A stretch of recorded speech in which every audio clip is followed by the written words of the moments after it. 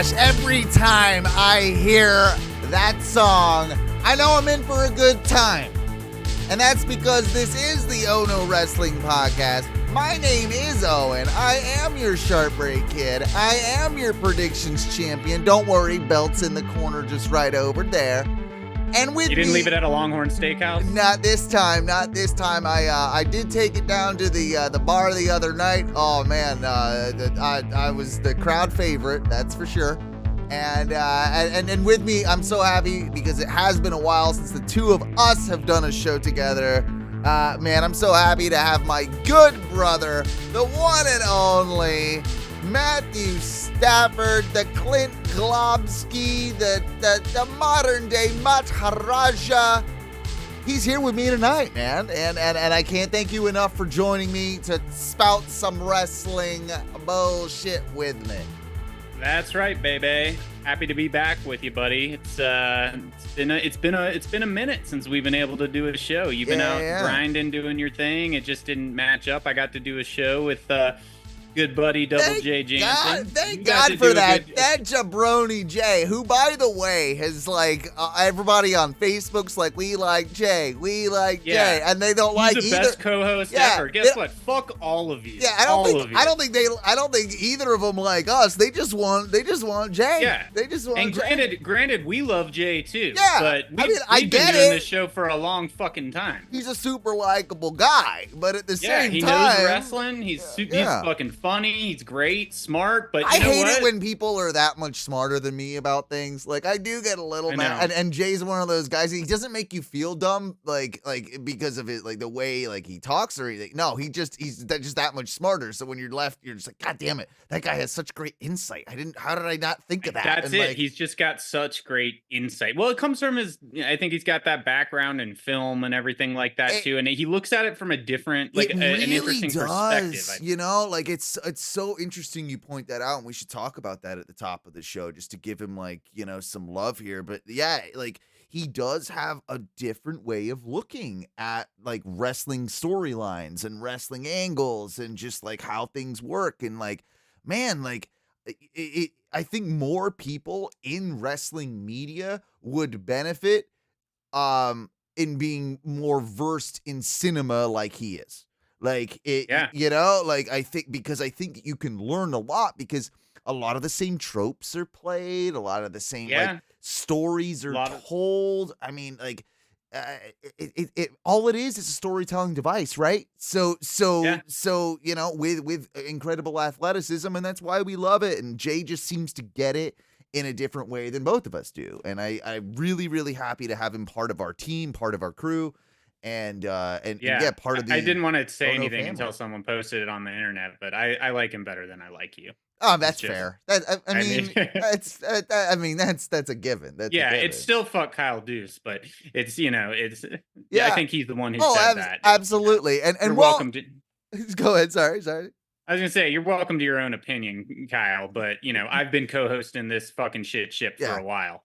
And he's welcome to his own opinion, but most of his opinions are wrong anyway. And misspelt. Definitely. I'm pretty sure he's illiterate. By the way, just because I've been ragging on him so much, I'll give him a shout out. Check out the Happy Hour with Ariel and Deuce. You can find that. That's a podcast that you can listen to. I'm not saying you should, but you can. That's up to you if you want to do that. Well, he's also a very good member of the group. So, I give him I hope shit. He's just joking around talking about how much he loves Jay because he didn't give us any love. And, no, he didn't. So, we'll continue to not give you love, old Deucey Bear. Until you start throwing some our way. Give us our flowers and we might give you a couple back. Before we get into the meat and potatoes of the show, I do definitely want to go ahead and say, too, that next week we'll be doing a very special show because me and my another member of our Facebook group, by the way, facebook.com/groups/OHNO Wrestling. You might have seen him in there. His name is Scotty Williams. He's a good friend of mine.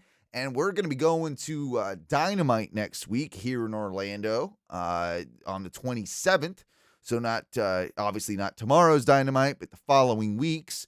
And before we go to that show, me and Scotty are going to be doing a little podcast, a little pregame podcast, if you will.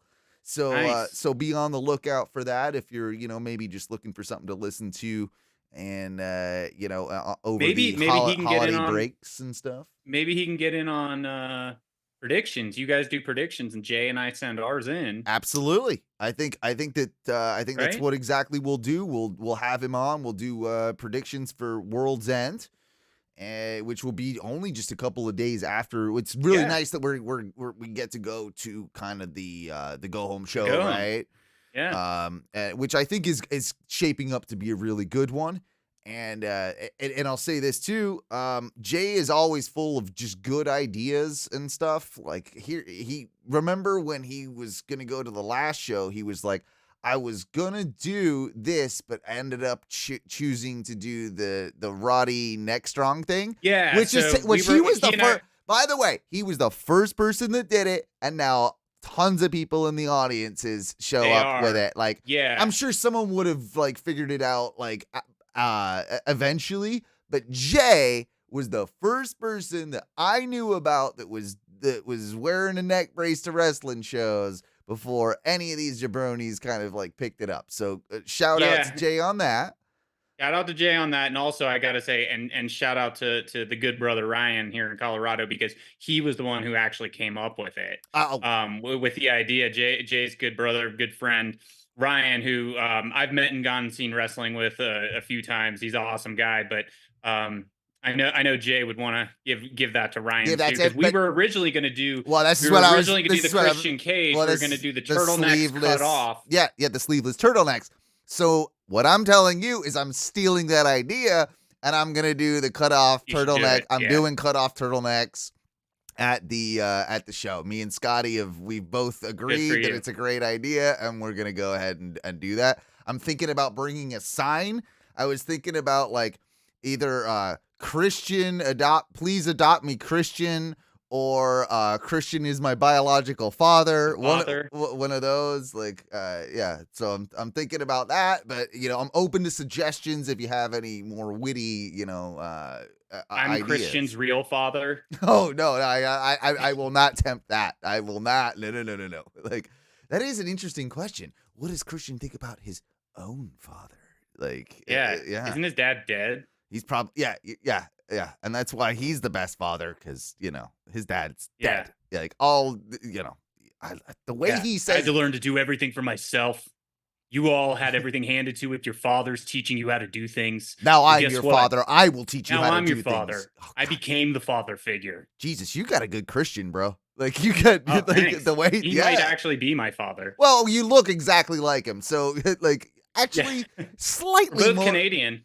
We're both from Toronto. Both Canadian, both incredibly handsome. I mean, it's him probably more so than me, but isn't he from Toronto?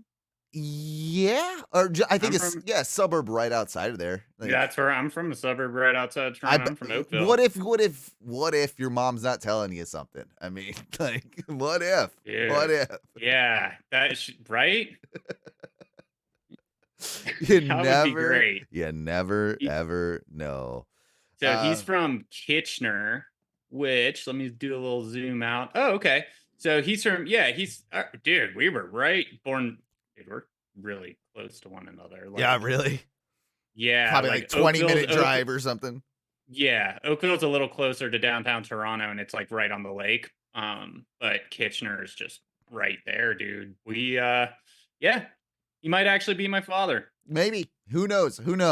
That's how I got that voice. That's what my real voice sounds like when I'm not doing shows and things like that. I actually sound. You had the delivery there though for a second. I'm like, oh, I need to pay attention. Oh my god, like Christian, yeah.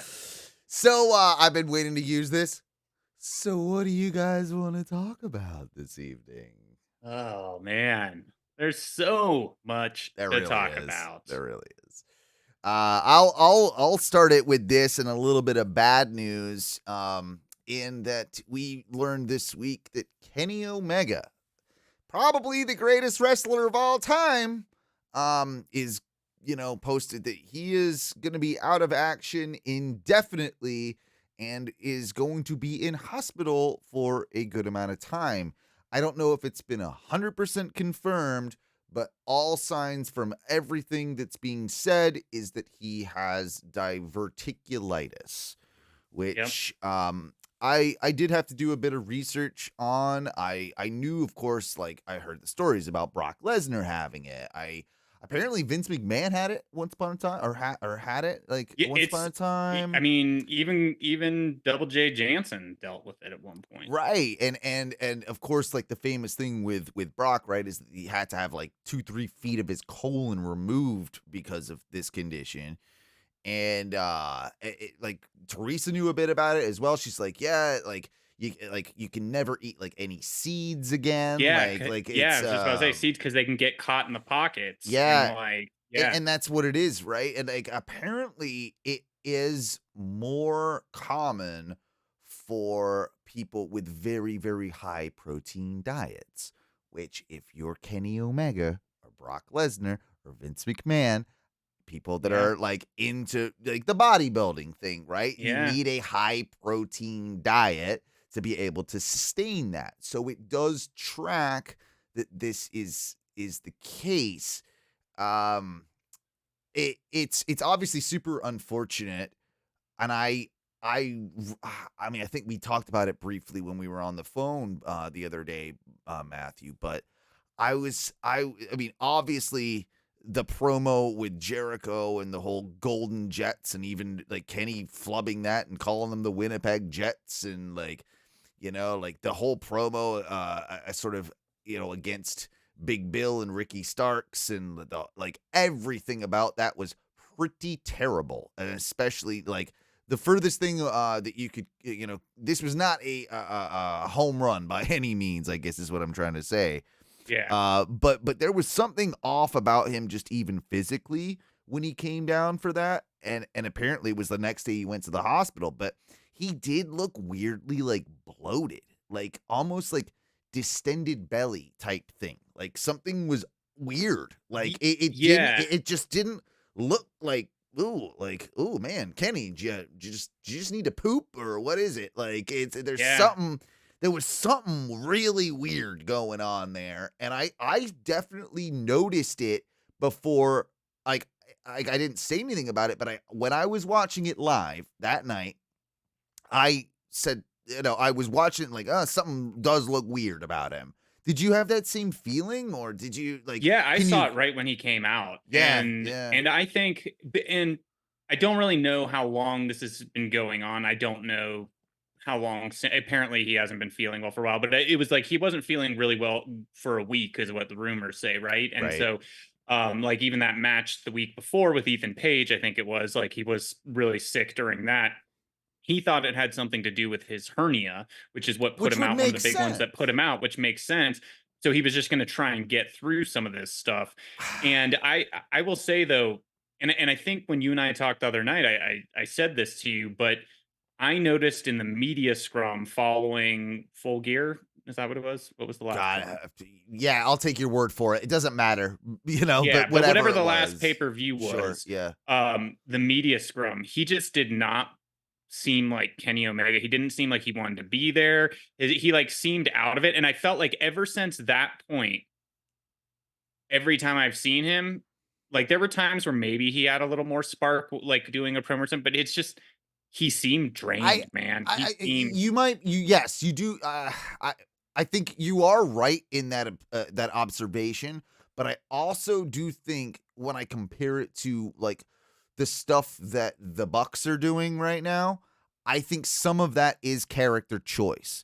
I think that there is an intentional, like we're EVPs and we're over it type of like storyline that they were intending on telling, and I think that maybe he was playing into that. I think that there might be something there, but at that same time, did he seem tired in some of those promos and some of those like pressers and all that? Yes, he did. He never phoned it in when it came to his matches, that's for damn sure. And one of the things I found super interesting, a comment by Meltzer, was he was saying how this is one of those things where it hurts you to be so tough, right? That if Kenny Omega were me or you, he would have been in the hospital 3-4 days ago. It might have been a detriment to himself because he is like, he's got a high pain tolerance and he's able to, work through it and has done for so long for, like on countless occasions that he was essentially doing this, just that. And that might have even been a detriment to him. They're saying that if it wasn't caught, like when it was caught, things might be even worse. And I hate to you could get a blood infection. Yeah. Well, yeah. I don't know. No one should, at this point with such a serious illness, like anticipate how long he will be out. Because he needs to recover properly. He definitely does not need to rush back from this. And I know that Brock was out for a good amount of time. I feel like it was close to a year. Like he got it in the UFC, and I think like it was close to a year before he turned up anywhere, is what I'm saying. Yeah. On a positive note. It got him out of the whole Golden Jets thing. That's it. I mean, that's a huge positive. Yeah. Wipe your hands. You're done with that. And no one's going to question it. We don't have to talk about it ever again, Kenny. Just get better. And take all the time you need. You deserve it. And credit where credit's due. Our buddy William, in our Facebook group, he made a really good point. What if they just slide in Sammy Guevara, who's got nothing going on? He apologized. It makes complete sense. Yeah, slide him into the whole framework. The Sex Gods are reborn again, and they've always been a decent tag team together. So it kind of works. I think that's 100%. That's a great shout, William. For coming up with that. But my bigger question is, and it's, I think it ties into this, and I think we've both been saying that maybe Chris Jericho does need to go away for a little while, like from AEW. Someone tweeted at him last night or this morning, and they were like, Chris Jericho needs to go away for like a minimum of 2 months to make us miss him, and like, blah blah blah. And he tweeted back at the guy. He's like, great. He's like, great opinion. See you Wednesday night. Yeah, and hey. You know what, Chris? More power to you. But the guy's not wrong. I would say, honestly, a minimum of like, dude, you take him off TV for 6 months. When he comes back, it's huge again, right? Like it would be huge. But he only has so much time because of his age. So I understand why that might not be a great idea in Chris Jericho's mind. Totally understand that. That being said, how much does it hurt Kenny being out for that length of time? And how much does it hurt AEW? What are your thoughts on both of those questions? I think Kenny, it's tough. I actually don't think it's going to hurt AEW that much, in all honesty, because, and I think I mentioned this to you the other night when we were talking, but I was saying that Kenny Omega, pound for pound, like the best fucking wrestler in the world. I mean, it's him and Danielson for me. It's him and Danielson are the top two. I'm a fucking Kenny Omega mark. Everyone's allowed to their opinion. I know some people love fucking CM Punk. I don't like the guy, but you can like him. CM Punk. If you think CM Punk is the best wrestler in the world, you're not watching wrestling. You're watching promos, and that's fine. You can enjoy the promos. Kenny Omega is not as good of a promo as CM Punk. But when it comes to the in-ring action, CM Punk is Kenny Omega is a way better wrestler than CM Punk. Yeah. There's not even, there shouldn't be a debate about that. Yeah. But everyone's entitled to their own opinion. No, they're not. But Kenny Omega, pound for pound, one of the absolute best in the world, has proven it for a long, long time. And I think that what's tough for me after seeing everything he was doing and getting all that excitement, if you remember, you, Duncan, and I on the podcast and stuff, we're always talking about, like, do you know who Kenny Omega is and all that stuff. Oh, it was a joke. It was a joke. It was the joke, yeah, because he was just, everyone knew because he was so good. But it was also, at the time that joke started, if you remember, when you came down for WrestleMania 33, and I was new to Kenny Omega at that point, right? This is quite a few years ago, and both you and Duncan had kind of like got me into, New Japan stuff and Ring of Honor stuff and like, oh my God, like I've been missing this. So I was aware of it, but there were people at that WrestleMania that were literally asking us that question. Do you know who Kenny Omega is? And it was just like a funny inside joke that it's like, yeah. You could see that it was right around that time that the groundswell of support by North American fans was happening. That it was like he was such a big deal in New Japan that you couldn't ignore it. And I think, and that's like that says something. Not many guys are like that can break that barrier, and it shows you just how good that motherfucker is. Yeah, exactly. Which is why I think in AEW, I think he has had one run that has been absolutely amazing. That fucking going back to what he was kind of doing in New Japan, right? Which was his cleaner gimmick. He's doing the belt collector, right? Like, which was a build on that cleaner gimmick that he started going back into. And I think that really clicked. And I don't know. And it's probably a mix of the nostalgia from fans with that, and that being peak Omega, and also new fans getting to see that stateside for maybe the first time because they didn't go back and watch everything, right? Maybe they watched a thing or two, but didn't really experience that Kenny Omega, which is the best version of Kenny Omega. It is. I mean, the cleaner. Remember at Dailies a couple of times they had Kenny's sexy 80s cleaner chicks in the background. Yeah, I want them back. I want them back. I want them back. They both had like the sideways ponytail, like totally. And they did it all in unison. Oh, that was so good. Give me that. So good. Give me that. Yeah, but I think that for as good as he is and as good of matches as he puts on consistently, I think that he doesn't have bad matches. He doesn't. His matches are great, but I just feel like some other thing has like not clicked, and maybe it's after that brawl out thing. And I'm not saying that's the thing that did, but like there's just something that hasn't clicked in other runs that he has had with the audience, even though he's putting on fucking amazing matches that no one can deny.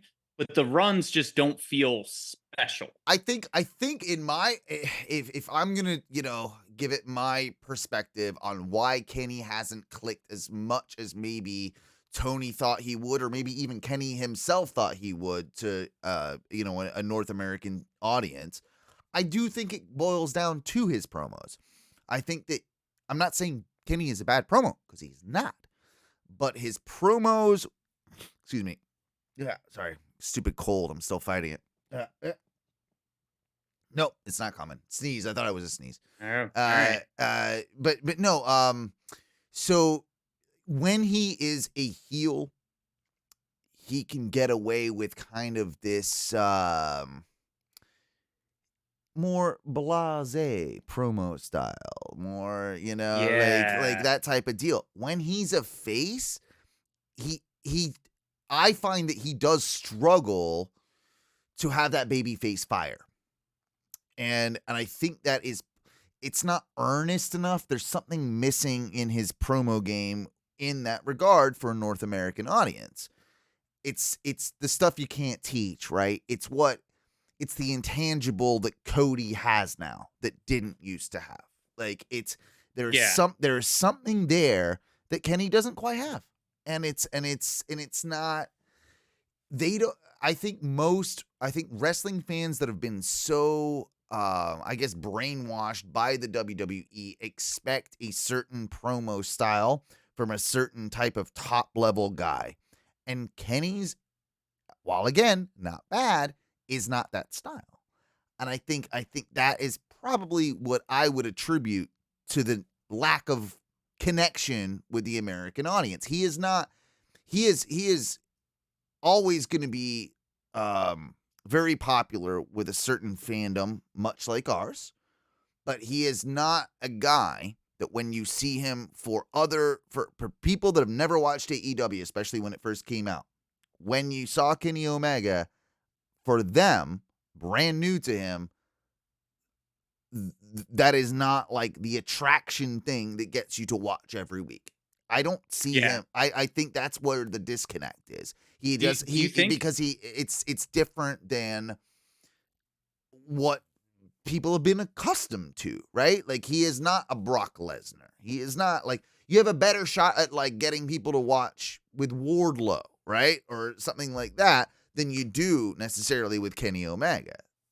do you think that it's with what you're talking about? That makes a lot of sense. Do you think that he just seems like when he's in babyface mode and he's doing promos, he just seems like it seems like a lot of like who he is as a person comes out, and he's like very genuine in how much he He's like too loves the nice. audience and it's like, and that's the thing, he's so nice that it's like that there's no edge to even being a baby face, where you have to, you know, do that sometimes, which he can do when he's healed. One, he can do the blase, but he can also get a little snippy when he needs to, but he can't really do that, and he's just like a little too much of him personally, with who I don't know, but I would assume that's what's kind of happening, because he loves what he does and he loves the fans and everything, but it just comes out in a soft way. He doesn't. I talked about intangibles just a second ago. He doesn't have the intangible that CM Punk has. There, I said it. Like, it's there is something that, of course, CM Punk has that has gotten him this far, right? And it is that intangible. It is that edge. It is that ability to just talk like it sounds real, even though it's a wrestling promo. He has it. He has it, and not many people do. Whether you like him or hate, love him or hate him, you can't deny the guy's ability to do that, hypocrite or not. But Do you it think is. CM Punk takes testosterone or like human growth hormone at all, or ever He has? looks a lot bigger, right? Yeah, like He looks a lot more cut and stuff, and like, yeah, I don't know. yeah. He probably some HGH He just happened looked like there. shit in AEW. Like, he had the Yeah, he long did. hair and like beard and shit. He looked like he like crawled out of a dumpster. But I'm just wondering, with his straight edgeness, like I don't know. I would like him Oh, to is that remember the against liver. the rules? Is that against? I guess it I would be, wonder. right? It's something. I don't know. I mean, I guess if your body's not making the I testosterone never and you're thought of like that. giving it extra, that's a is that? I don't know. I mean, pretty. I don't. All I'm looking for at one point in time in my life is like, do you remember the Liver King and how he got Oh busted? He yeah, was like, yeah, all I do yeah. is eat liver and I'm fucking jacked. And then it was like, oh yeah, you're taking steroids. And he's like, what? What? Yeah. I want CM Punk to be like secretly like a fucking some not maybe not die, but like a weird drug addict, like Yeah, doing yeah, like yeah. he's addicted to like ketamine or something. Something Like, weird, right? It wouldn't be yeah, anything like alcohol or even yeah, cocaine. Like, no, no, no, no, yeah. no. No, He's like, no. He's I already angry enough. ketamine's a good shout. Like, he's just on Yeah. something weird that, Yeah, just oh. disassociate. I mean, makes kind of sense with what I've Yeah. seen with him. So will it hurt AEW? I actually say no because Yeah, I don't think so. I think it goes back to kind of what I was saying and what you were saying. Kenny hasn't been that like massive blockbuster star like that. Like, Yeah, he always that moved one the run. he always moved the needle in that run, but really nothing since. So losing him right now, to me, it's like I don't. Especially in a shitty gimmick like tag duo with Jericho that Yeah, wasn't working. yeah, exactly. It's probably a decent thing because it kind of lets some other stories maybe breathe too. So I wish him the With best. him away, the Bucks away, like I think that like this I yeah, again, wish him the best. I'm sorry I cut you off there. No, you're fine. But I think it gives the opportunity for more stars, more space for people, especially when you're getting things crowded in where it's like him, Jericho, Christian, Edge, or Adam Copeland rather. Like a lot of people that we like, you can get some of that, more of that homegrown talent, and some of them are like starting to be able to, like, Swerve, right? Yeah. Like, Swerve is a fucking main event guy. Like, Well, make some room for fucking Swerve. Although, granted, I he's want on to see a he's banger of a on match between Swerve and Kenny Omega. Yeah, I do too. I do too. But Swerve has become undeniable at this point now. Like you're leaving money on the table if you don't go all the way with him, and they have to at some point, and they very much I so. think he takes it at Revolution. This very much ties into my next question to you. Is that obviously it's been widely reported that AEW financially is kind of in the red, and that they obviously with TV rights deals, that's maybe a whole other discussion coming up. With WWE and TBS and TNT and all this, but mainly like with ticket sales being as low as they have been. A lot of people are, of course, saying that, AEW not as hot of a product as it once was. What do you do if you're Tony Khan right now, Matthew, to sort of like put the rails or train back on the rails or whatever, back on the tracks? It's an impossible question to answer, right? By the way, I stop listening to myself if I'm Tony Khan, right? And I stop doing like everything I want to do, or when something happens outside of my control, I stop stopping everything, so that the one thing that I learn how to pivot, and I learn how to like try other things, and not just the second I don't think it works, get rid of them. I think I think that's a huge. I think that's a very big thing that needs to happen. One of the things that I think is vital that they haven't been doing, and weirdly Triple H has been doing, is listening to the audience. They used to. AEW was a company built on the foundation of, we like this indie guy, push him to the top, and Tony Khan being like, yeah, I will hire that indie guy if you guys like him, and we'll do things that you guys like. Oh, we'll be nice, and like But the second he gets him there, it was only to the fan service, because then he didn't know what to do with the person afterwards, and then they get lost in the shuffle. Go back to the fan service. Go back to a certain degree, because what the audience is telling you, who are they behind? I'll tell you right now, we just said it, Swerve Strickland, right? You've got to do something with Swerve rather than coming up. We do need to, of course, talk about this with this ridiculous, devil storyline thing to kind of try and drive ratings. Go back to the stars that you have, that we are telling you in the Continental Classic, we like this guy, push this guy, do this, Brody King, Andrade, do something with him. Fucking like stop. I could go without Andrade, but yeah. No, I think I think he's had a great showing in the Continental Classic. It's but maybe like replace him with Roosh, for instance. Instead of, I'm sorry, like focusing on the spooky House of Black bullshit, how about we just push them as wrestlers, and let's do things let's go back to a sports orientated feel, rather than what AEW is. But isn't that what this Continental Classic is doing? Giving it absolutely that sports feel? But what I'm saying is that needs to be concentrated on through the rest of the product. There needs to be more of that, and that's like, because when AEW started, it was the sports-centric feel. It had a ranking system. Remember the ranking system that actually wins and losses. Something. The whole point of the promotion when Cody was in interviews, wins and losses matter. Wins and losses matter. Wins and losses don't matter anymore in AEW, right? Unless you're in the Continental Classic. Unless you're in a tournament like the Continental Classic. That mindset needs to be more widespread throughout the product, in my opinion. I think it gets people invested. I think people want it. And I think that AEW, if you're going to turn this around a little bit, you need to focus on reinvigorating that and bringing that back. I also think that you need to take some chances. It's been way too safe.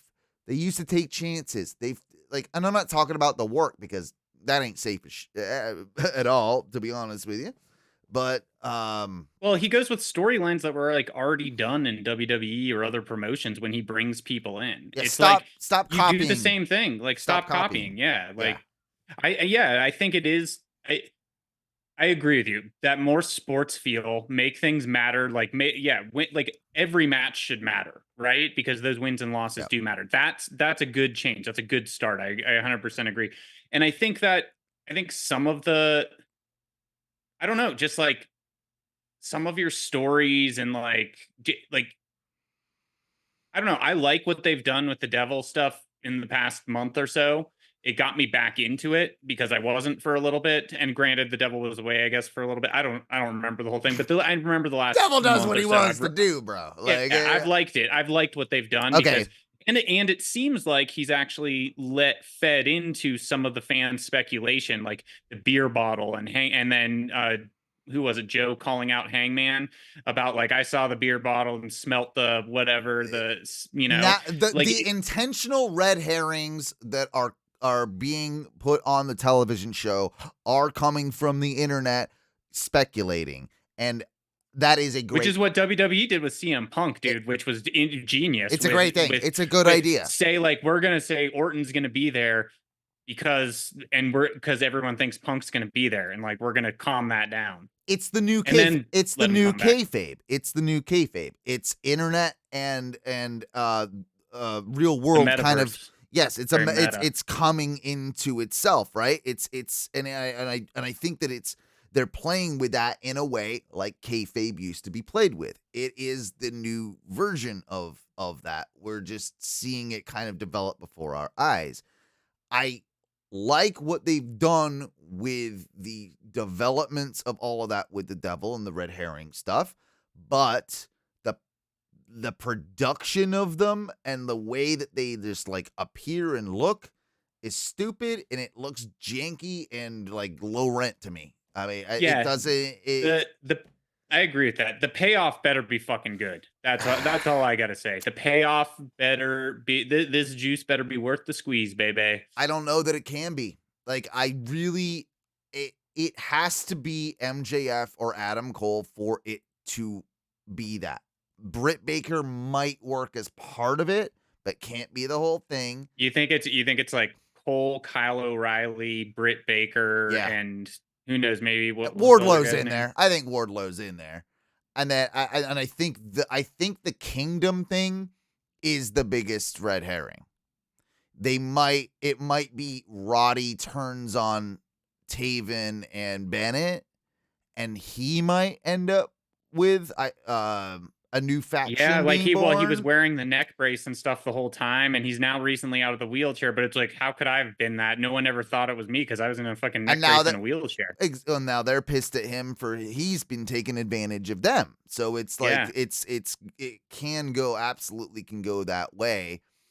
I do think Wardlow's involved. Britt and him are buddies, like in real life, and come from the same Roderick school. Strong, though, it wouldn't be the thing that it wouldn't be the juices worth the squeeze. It wouldn't be the big payoff, but it would make a lot of sense storytelling wise because he's then trying to get his friend back, and because Adam Cole kept being so close to MJF, like this had to happen for him to kind of drive the wedge and then continue to drive the wedge while Adam Cole was out with his injury to ensure that MJF, him and Adam Cole and MJF weren't going to be friends again or something. I question how much of this had to change with Cole's injury. Was it planned like one way and then had to, like, I think it was supposed to always be Cole.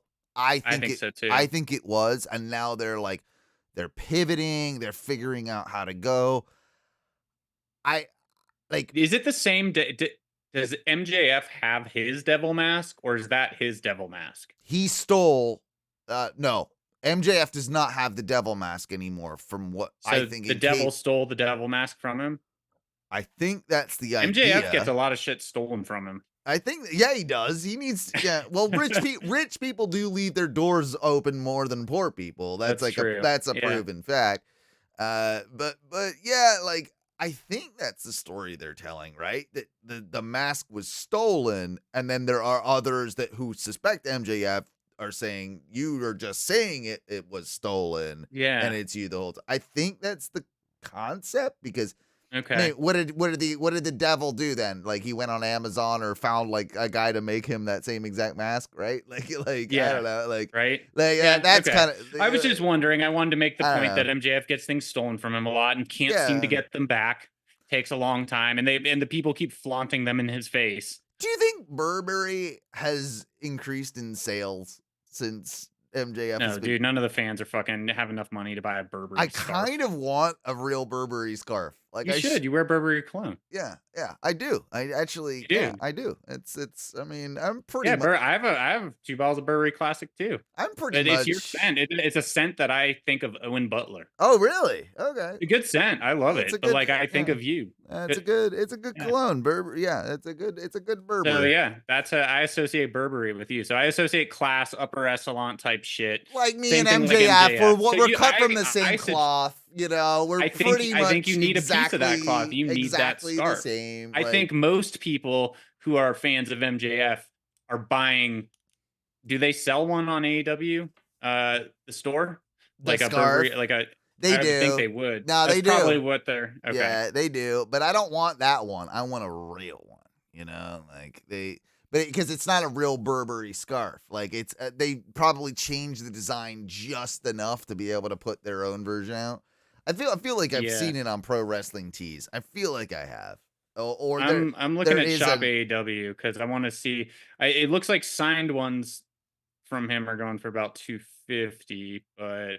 Oh, I know him. I know him. I can get it signed whenever I want. I'll just give him a ring. Yeah. I'll just give him a ring. Just give him a ring. Yeah. I'm actually not seeing one on Shop AEW. Oh, I felt like there was once upon a time. Maybe it's changed. I don't know. Yeah, maybe it has. But let's see. How much do you think a Burberry scarf is? Ooh, $100? More than that? $100? I have not looked into it. I'm gonna say. Nah, 120, 125. I'm going 125. All right, I'm going 150. All right. Yeah, you're probably closer. Burberry scarf. What do we got here? Burberry scarves. Here we go. On their web. Holy shit. We were way off. It's gonna be like a $400 scarf or something.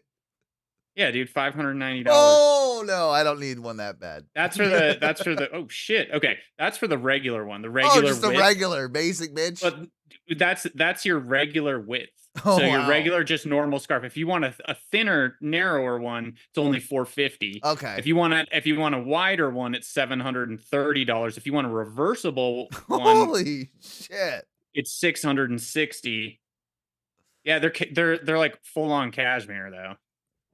Okay, so yep, gonna put that purchase off for a little while. Don't. Yeah. By the way, everyone go to patreon.com/ONRS. That's it. Yeah. That's it. Buy me a scarf. You could. I put in $5 every week, people, and I do the show.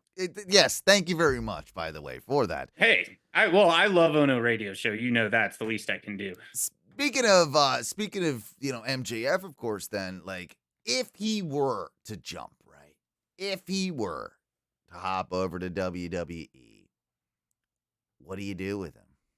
Where do you? I mean, it's got give him the karrion kross treatment, man. Oh yeah, well, that's worked out real well, hasn't it? Yeah. No, in all seriousness, they have to just go straight Cody, right? Him and Punk. Yeah. I mean, he did make Punk look pretty good. And Punk did come back with that title that he X'd out when MJF had the real title and said that he was the real champion. So I would say you would have to do Cody or CM Punk. Both of those work. I feel like he would come over with a chip on his shoulder and he would be more friendly with Cody at first. Oh, he should. He absolutely should do that. And then he would eventually turn on him. Yeah. Oh, or we got a Cody turn. I'd be for that. Do you want to see it as much as I do? Because I really do, actually. I really do want to see it. Not right now. No, maybe not right now. In a couple of years, yeah. I would say in a year. Probably about a year. I don't think that's gonna happen, but you're right. Yeah. But no, I think the day it does, that is, man. I think he's destined to end up there. I mean, Cody said it recently. Yeah, I think that that he thinks he is too, and I would agree. I just think I think he's really gonna he's not gonna stay he's gonna go away for a little bit after he loses the title or something probably, but he's gonna come back and he's gonna be like the asshole MJF again. He's really gonna solidify himself. He's still teasing that his contract's up in January of 24. I think, but it's not. We have all heard that he pretty signed, much. Well, which was no one really knows the yeah. details. Do you think it's a 3-year or 5-year? If I'm him, I'm signing at 3. I know, but do you think Tony is and he talked money or like they did 3 with No. huge options? Nah, yeah, it's 3 and huge options, I think. That's what I would probably That would put him to guess. like 2027. Yeah. I mean, that sounds like a long time, but it's only 3 years. It'll be here, Before we that's know only 150 shows. More than anybody, I want to see MJF and KO. I feel like that would be such a good pairing of like just their styles and all the promos with those two that they could do. Like, And they would each have like a moment in the match that's kind of funny and slapstick. Yep. Like within their own the way they do The it. way they do while it. Still getting back into it and hitting hard and being tough. Yep.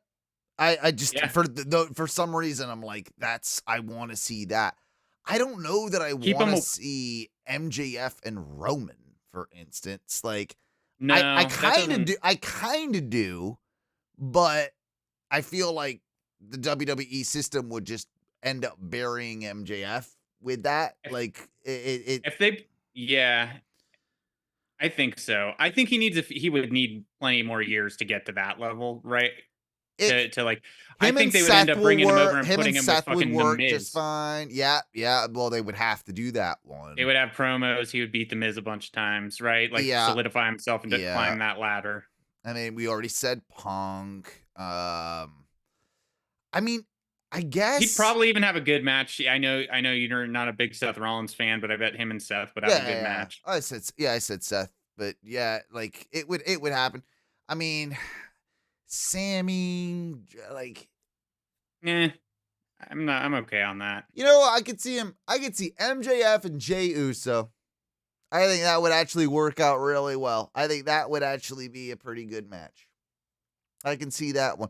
But honestly, there's more dream matches for MJF that I have in AEW for him than WWE, which is kind of it's interesting because that's not always the case with every wrestler. I mean, it's case by case, right? It is. I agree. That actually is case by case because I wouldn't want to see him with like Austin Theory. I wouldn't want to see him with like a Grayson Waller. I bet if he were to go over sooner rather than later, you at least put him on the mic against like Logan Paul. I would watch the fuck out of that. That would honestly, and that match would probably be really good. Yeah, I would watch him and Dom. Oh, I'd watch that. Oh, that'd be great. Yeah. Oh, they kick his ass. Yeah. But they would go for a while, but like it'd be funny. No. But I agree with you. In AEW, he definitely has, at least right now. So, but I agree. Like, I think a year, if you were talking perfect timing, 1 to 2 years, like maybe 2 years, he could make that jump. 3 seems like it's gonna end up pushing, but I think he'll do. I think he's sticking around. He'll build himself so much more so that it means more when he goes over there. And like he will have been the face, like total face for multiple years of AEW. Like, kind of that Roman level in AEW, right? Not saying he's at Roman's level, but like at that level in a smaller promotion, right? And not holding the titles all that long and everything, but like he'll just have that allure and everything. So when he goes over, everyone really knows who he is. I think even with the movie stuff he's doing, I think that's the intention, that he has to build him before he goes there. He's going to be one of the first that goes in as a megastar without the WWE system, right? Like that's that's never really been done on that level of wrestler. We look at wrestlers going between these promotions, I think, from a very under a microscope, because we're very hardcore wrestling fans and we're on the internet and we're talking about it all the time. Sure. We're doing podcasts about it, stuff like that. but I think that he's just not at the level to get the incredible pop yet over there and have it mean something. Cause like when CM Punk dropped that reference recently about, you can't just go around punching people backstage, that fell pretty fucking flat. And like in the Yeah, general audience of the WWE universe, weird, the right? people online, the smarks and shit We were all, know. but there was like that one crowd area behind the announcers, like where they were like, and he like went over, he's like, yeah, because you could hear them kind of saying, but the crowd was fucking silent. It's like, yeah, these PG kids and their parents They don't know aren't anything following the about what. media scrums Right, and like right. yeah, they don't care. Like they just don't know. They And just so had CM Punk come back, and I heard he might be a yeah, bit of a dickhead, I've but heard I've of always liked AEW. him, so yeah, CM Punk. Like, I mean, that's about the long and Yeah. short of it. Like, so yeah, a lot of those people don't know who MJF is. Like, a lot of those people might have heard of him, but like, it's gonna take a But long in passing, while yeah. to get up to that level of Yeah. that superstardom. And that's fair, we only have so much time in our lives, especially if you have family and shit too, to watch wrestling. I get it. Yeah. What I think would be awesome, of course, is to, play out the story with him and Cole. And I think that we've got to have a Cole turn before an eventual, like, Cole's going to be the bad guy. And then eventually we're going to get, like, Cole, like, getting, like, being taught by MJF how to be a good guy again. I think that is Yeah. that's the long term. I like that. I like that. That's the long term thing I think they're gonna play. And MJF is pulling photos out of like from when they were in a photo. He's like, "Remember, man? Remember this? yes, Like these were good times. It was pure." Like, I think that's the way they should do it. But imagine like it goes through all that. Both their contracts come up. The two of them debut together in WWE under Triple H. Like first off, the guy with Adam Cole. I mean, they could even make that into a bit of a storyline too. Like, I mean, Tony probably wouldn't want that, but like you could do something where it's essentially like that's the reason or Cole and MJF come back together at some point is we got business to take care of somewhere else. And they go and they fucking like, here, I told you, Max, I'd get you in here. I know the head guy. Like, you can do all sorts of shit with that. I think Cole ends up back in WWE one day. Like, especially with Shawn and Trips running the fucking show now that it's a different world. It'll happen. And he'll go back as a bigger star after all this. I think you gotta strap him up at some point, but health depending, right? Like that's a long way off. Yeah, I don't know. I think there's just a lot left to do with Max in AEW before he goes to WWE, but it will happen. That's my I think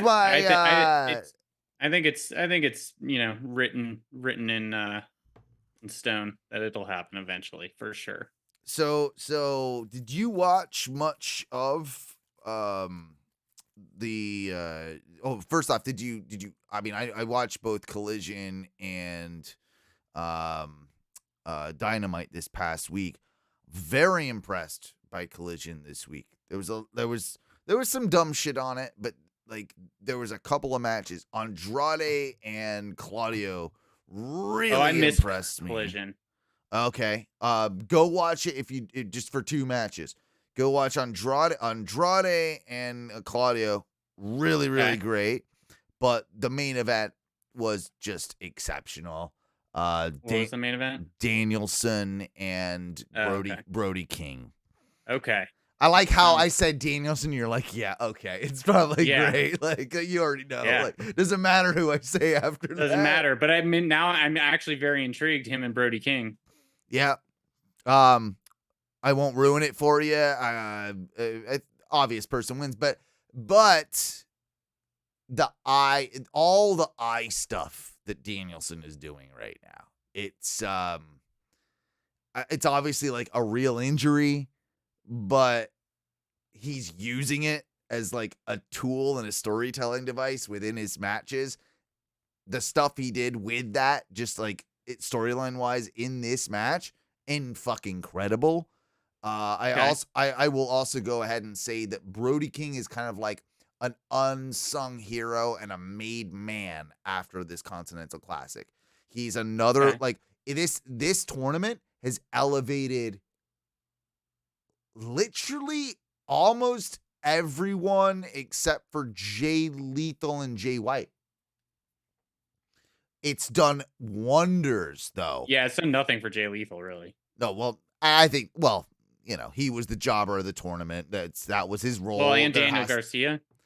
Okay, though, you say that, but there's so much character development. The character development that is going on within his Lethal matches. Stayed in his lane. I agree. Yeah. So okay, with Garcia, he had a match. Honestly, another great match on this Collision. Just go watch Collision. Last Collision, Kingston and Garcia, and there's spots in this match. Oh my god, I was terrified and dying laughing. That weird hysteria, the thing that you get with that when this was happening. Of course, Kingston is in a very must-win scenario in this whole tournament. He's against Garcia. Garcia, he lost last week to shit. I forgot who he lost to. But in the last match he had, he was wearing his trunks again. And in this match, he was back to his dancey pants, we'll call them. Right? Okay. And pants. Yeah. And so Kingston went into the chop thing that Kingston does. But he's like, and trust me, I'm kind of sick of chop spots at this point. Yeah. They're a little overdone. But he had him, and this was a good one. He had Garcia like pinned in the corner, and he's chopping, and Garcia's like doing the thing, give me more, whatever. Kingston, like, just, I've never seen him move, that fat man move so fast, because he like was the machine gun chop. Yeah, but they were all stiff as fuck, and they were all like backhanded ones and shit. Like they were all clap, clap, clap, clap, clap, clap, clap. Like it was really like Daniel Garcia probably whispered something about his mother or something. and well, it was part of the story of the match. And Garcia, like, is taking these and he falls to the bottom, right? So his ass is on the ring, and he's like dreidled or like draped over the turn by the turnbuckle on the ropes and shit. And Kingston still keeps going. Ref like pulls him apart. Garcia starts doing the dance. Like he's basically in the corner, good. And he's just doing the dance, and Kingston's just like, God fucking damn it! Like, and I kind of like, that's great. Yeah, and it was such a good, like, they're doing a lot with Garcia in having him being beat, and it's not like we ever really thought he was gonna win. No, exactly. So they're doing stuff with him, like in a big way in this tournament. Like it's gonna help him long term. Yeah. What are your thoughts on the whole tournament, and who do you think really comes out of it at the end? We already know Mox is basically in the semifinals or something. I know I'm getting Mox on the 27th. Yeah, in all honesty, I think we end up with like a Mox Swerve again. Okay. Mox is going to take it. He's going to win the whole thing because Swerve doesn't need that right now. He can then start, and he's done amazing, but he's going to then go into a title chase, I think, after this for the main title, so that come March, when there's Revolution, I think that's when he wins the title. I disagree. And I think his first challenger after that is fucking Jon Moxley. Okay. I think somehow he gets screwed out of the Continental Classic because he doesn't need it near as much as anyone. Jon Moxley's already through, basically, with points. If you look at like everything, basically it's like Jon Moxley's in the final. All right, so we kind of already know that Jon Moxley's in the final. So who is it against Jon? Our good brother Jay good old Double J Jansen. He texted us earlier today and with a Will Washington tweet. Will is obviously a very, like, he's a behind the scenes guy at AEW now, but also a podcaster in the wrestling world. And he said, so many fascinating scenarios heading into next week. Now, Will is, again, he is an employee of AEW. If Mox and Swerve win tomorrow, we have a clear-cut rematch for the final in Orlando with 15 and 12 points, respectively. If White and Swerve win, we then have a three-way tie for number one with 12 points each between White, Swerve, and Mox. If Roosh and Moxley win, then we have a three-way tie for second at 9 points each between Swerve, White, and Roosh. If Roosh and White win, Swerve is eliminated, but so is Roosh, and the top two are Moxley and White, setting up an immediate rematch in the finals. There's no scenario for Roosh to advance with a Jay White victory. So this is super interesting, and now we're getting into, like, holy fuck, kind of like deep dive onto this. But I say it's overcomplicating exactly what is going to happen, sir. Eddie Kingston put his belts on the line. He put his belt on the line, both of them, to make this Triple Crown championship, essentially, right? And they keep calling it that. He put two of his own belts, the New Japan Strong Championship and the Ring of Honor World Championship, on the line for him to be in this tournament to basically, like, create a new belt, a Triple Crown Championship.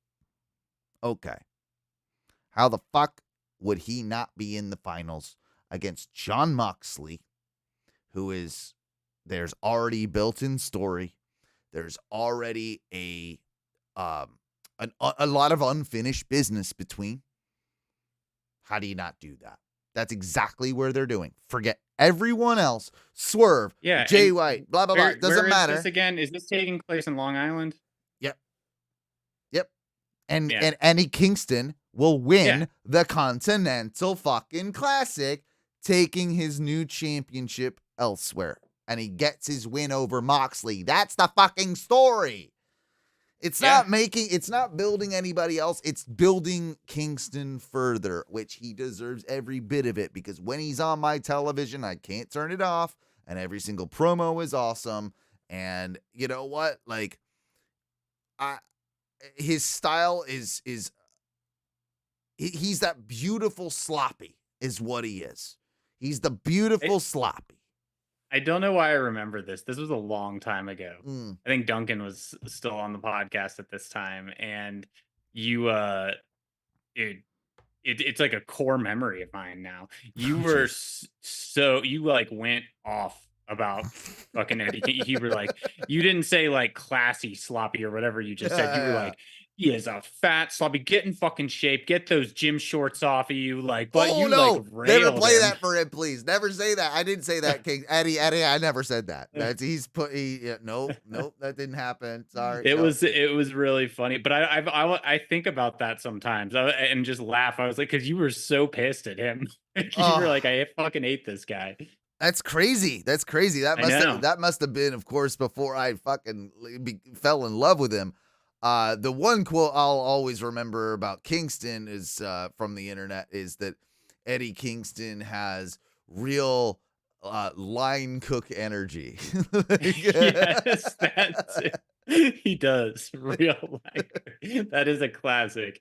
That's one of my favorites.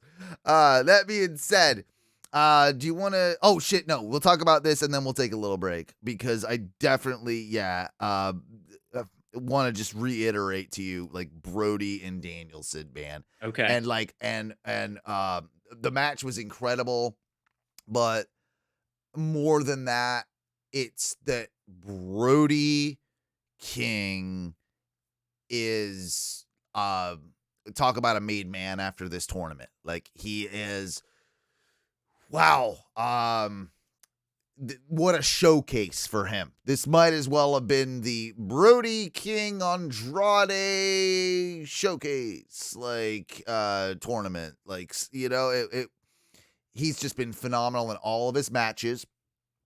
And I feel like he's going to be, I want to see him with a singles belt sooner in 2024, we'll say. I want to see him with a singles belt. I think it should probably be like a TNT championship type deal. Like, I think that would fit him really well.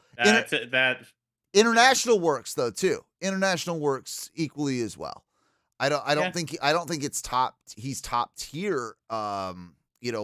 Maybe never, world championship material.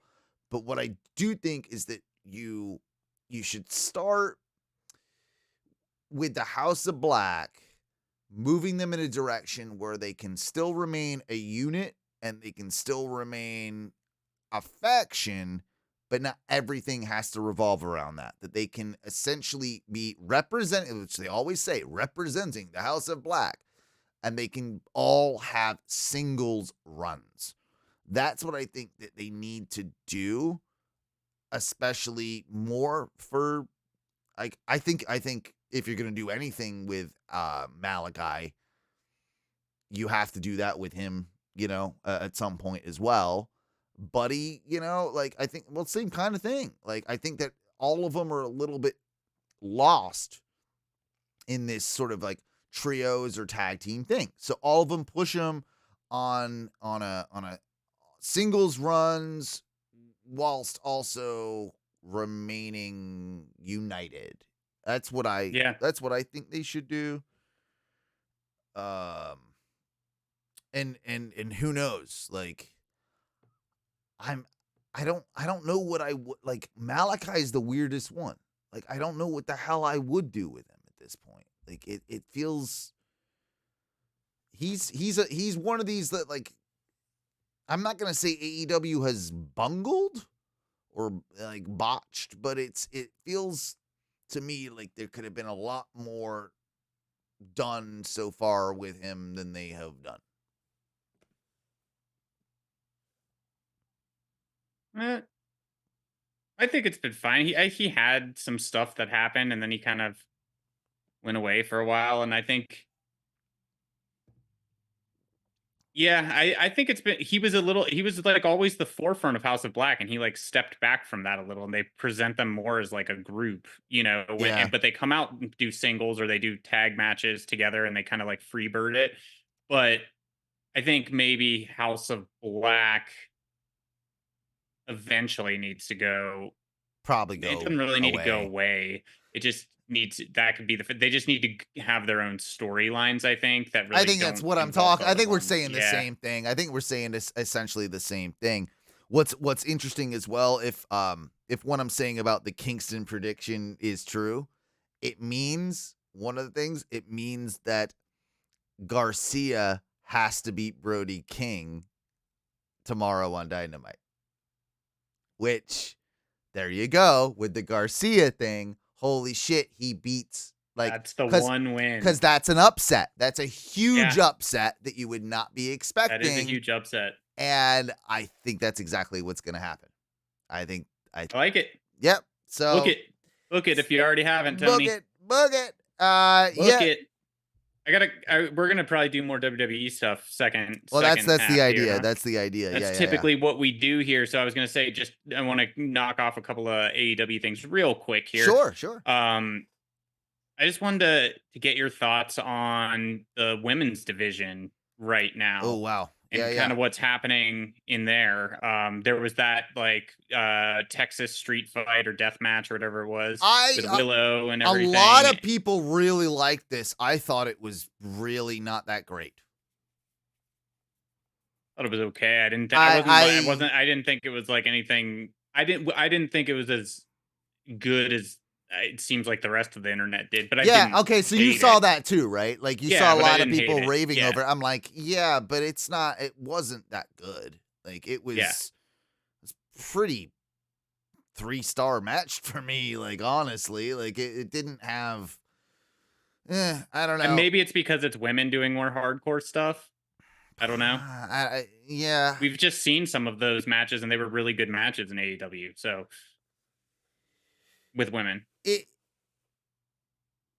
The best one AEW's done was Thunder Rosa and Britt Baker, and it didn't even scratch the surface, this one, of what that was. It had no feeling to it because there was no story. There was no story between any of the characters. I don't care that Chris Statlander and Willow are mad at Diamante and Raquel Rodriguez. There was no story.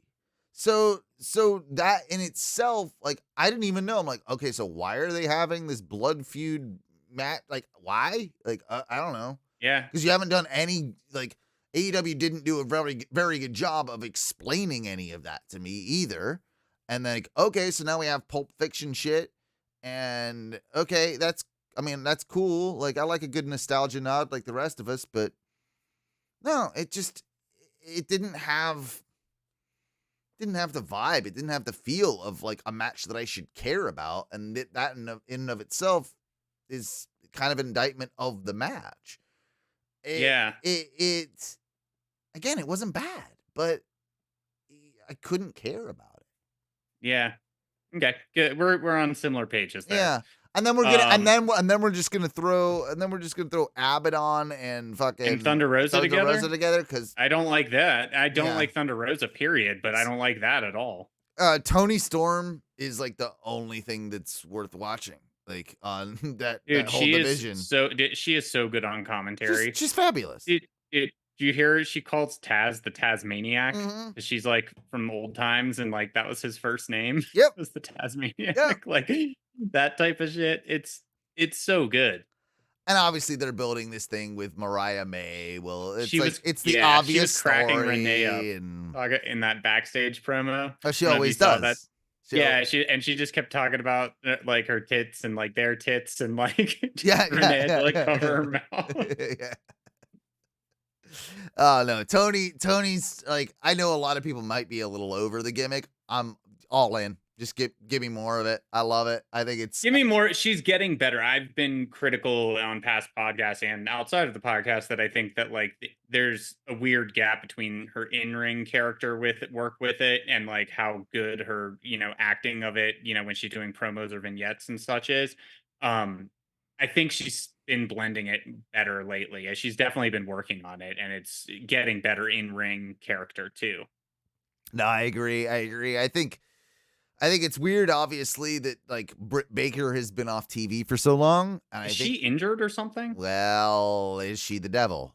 Like, maybe there's a reason that she's been off TV for so long. Maybe it's all part of the, part of the plan. Like, I think she had an injury, but there's no way that, like, I can't remember what it all was, but it feels like she has actually had a match since then. Like, I can't remember, but yeah. What's the term? Conspicuous by her absence? Is that what the term I'm looking for? Like, yeah. Also everyone got all about on the internet, all the sleuths about when they did whatever, was it Doja Cat or whatever that song? Oh, yeah. And the devil. And like, she did it when Doja Cat said devil, but it was also obviously very placed there for a reason. Like, that did not happen just when in the editing bay. Like, like that did not just happen. No, of course not. I think if you, I think maybe it's a red herring. I mean, who knows? That's like we said, that's the new thing. Could be. AEW's women division isn't great, never has been. I don't necessarily think that Rio is ever going to move the needle for any American audience as much as I kind of like Rio. I think the same thing happened with Shida. Shida just doesn't strike hard enough for me. She's just a transitional champion, which does nothing for that title, which is needed to have something done with that title. Soraya, isn't she challenging for that title coming up? I'm like, what are you doing in this picture? Oh yeah, she's challenging. She just needs to go home, doesn't she? At this point, she just needs to go home. She needs to go home. Enjoy the paycheck. Do what you got to do. So you got to really look at like, okay, so who do you have? And I'll tell you, the one person that they need to be like putting money into and making making money off is goddamn Athena. Why is Athena still down in Ring of Honor? Athena has done so much incredible work down there, No, she needs to be on the main roster, we'll call it, and she needs to basically be a cornerstone of that division. That's you know, the only way I could see that getting any better anytime soon. Yeah. The final thing I was gonna say before we get out of here for the first half, I was gonna say that this Hangman Adam Page is the Hangman Adam Page that I like. Like, this is a fucking good, angry Hangman, and I like it. That's some cowboy shit, sir. And it is some cowboy shit. We were talking about promos to get you fired up for job interviews or work things or whatever it is, right? Like, there's the John Moxley, I got a legend, but there's also a bit of a cowboy shit. And this is it, right? Like, this is the Hangman that we need, that we want. Yeah. And that match that, obviously brought it out of him, that like, it's the right match to bring it out of him. Like, it was exactly what it should have been. And he will now always have this like bitter feud with Swerve. I saw something interesting too the other day. What if down the line they put aside their differences and become a tag team? Much like, of course, like Kenny and Hangman, and like like, guess what? Swerve and Hangman as a tag team. Swerves when he rides. He swerves when he rides because he fucking rides horses. That shit would fuck hard. Cowboy bro. shit. That shit would fuck hard. Swerve and Hangman together. Dude, Swerve could start coming out with like a piece of hay, hanging out of his mouth. He's just like Ghetto Cowboy. Remember that song? Yeah, remember Ghetto it fucking Cowboy? Works, dude. It works. Yeah. I'm telling you. In like a year or so, do that. Yeah. In like a year, that's what I want. That's a good call, dude. That's it, dude. 100%. That being said, we are gonna take a little bit of a breather, a little pee break, if you will, and but we will be back with plenty more wrestling chat. We got a lot of stuff to talk about in the WWE. And I want to ask Matthew, as I am going to the Royal Rumble here in January, I want to ask him a couple of questions about the Royal Rumble and what I should expect. So, yeah, we'll get to that in just a few minutes. We're going to take a break, and let's give them what they like to hear as we are on our way out. Matthew? Woo, woo, woo, woo, woo.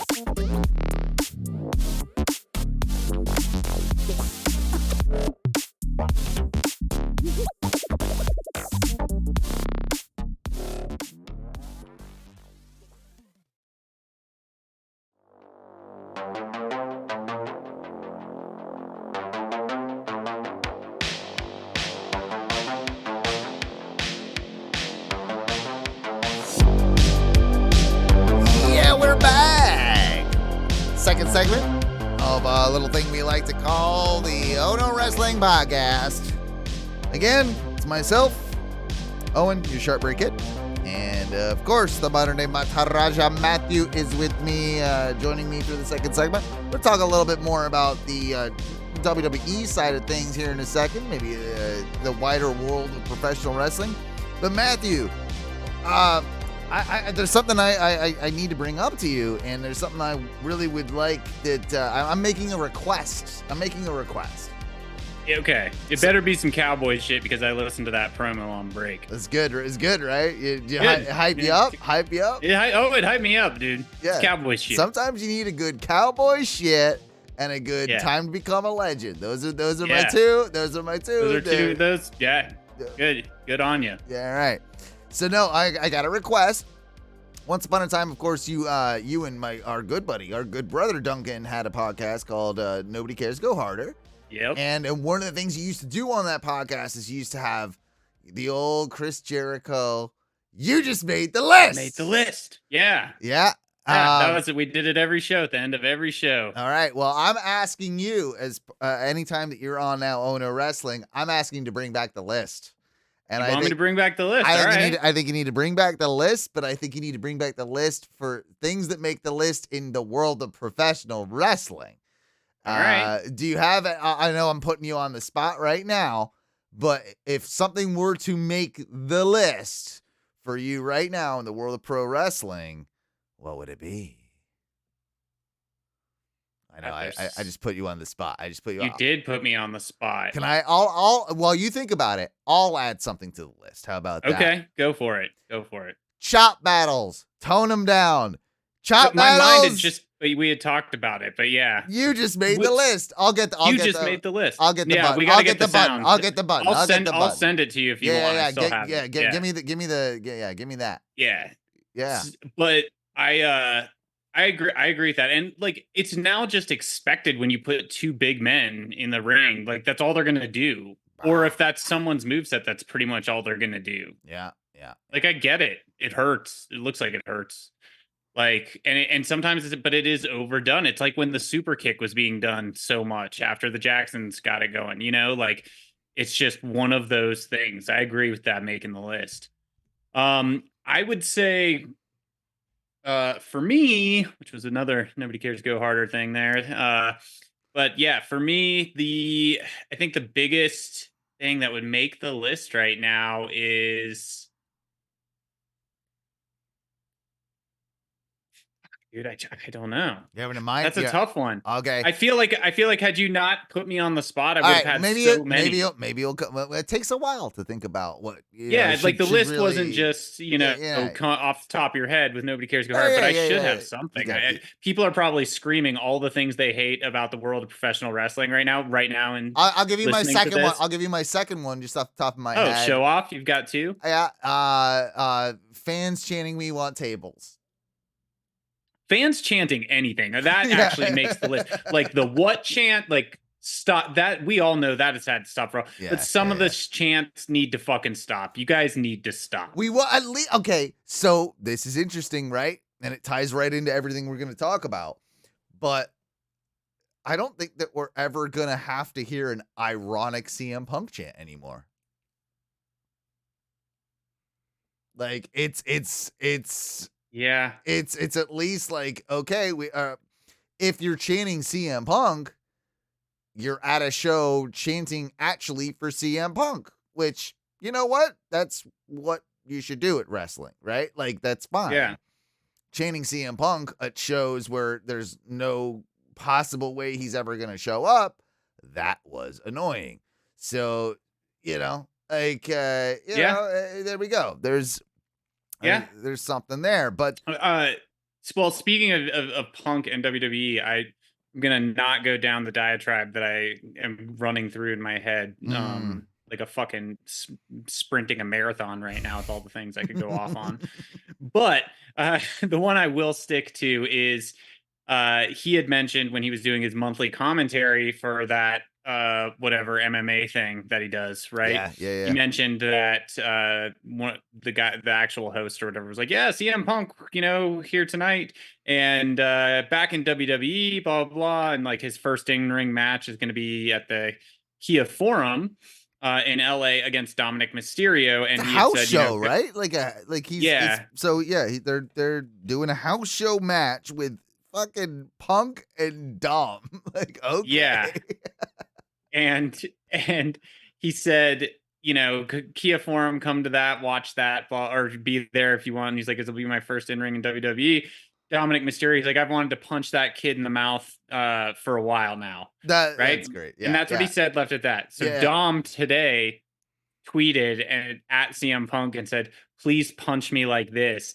And it's of a botch of CM Punk in AEW towards the end where he's doing a CMFTR and he's trying to jump over the rope from the outside of the ring to do this punch. And he trips over the rope and falls down. And Dom says, please punch me like this. Fucking Dom. All right. Like, yeah, you should go look at it. I was already it's been, Dom's obviously won all of us over, really. Like over the last couple of years. So, but like, all right, you won me over even more. Like, that's good. You know what? Oh my God. Dom needs to do a buckshot lariat on him. He totally does. He already wears those like cowboy print cow boots things. Like, have him do a fucking like, obviously CM Punk's gonna win the match, but have him execute a proper buckshot lariat that Punk couldn't do. Like that would be awesome. What if they had Dom win and he's like I've been in the clink, you can't beat me. You can't beat me. Like, you pussy ass straight edge bitch.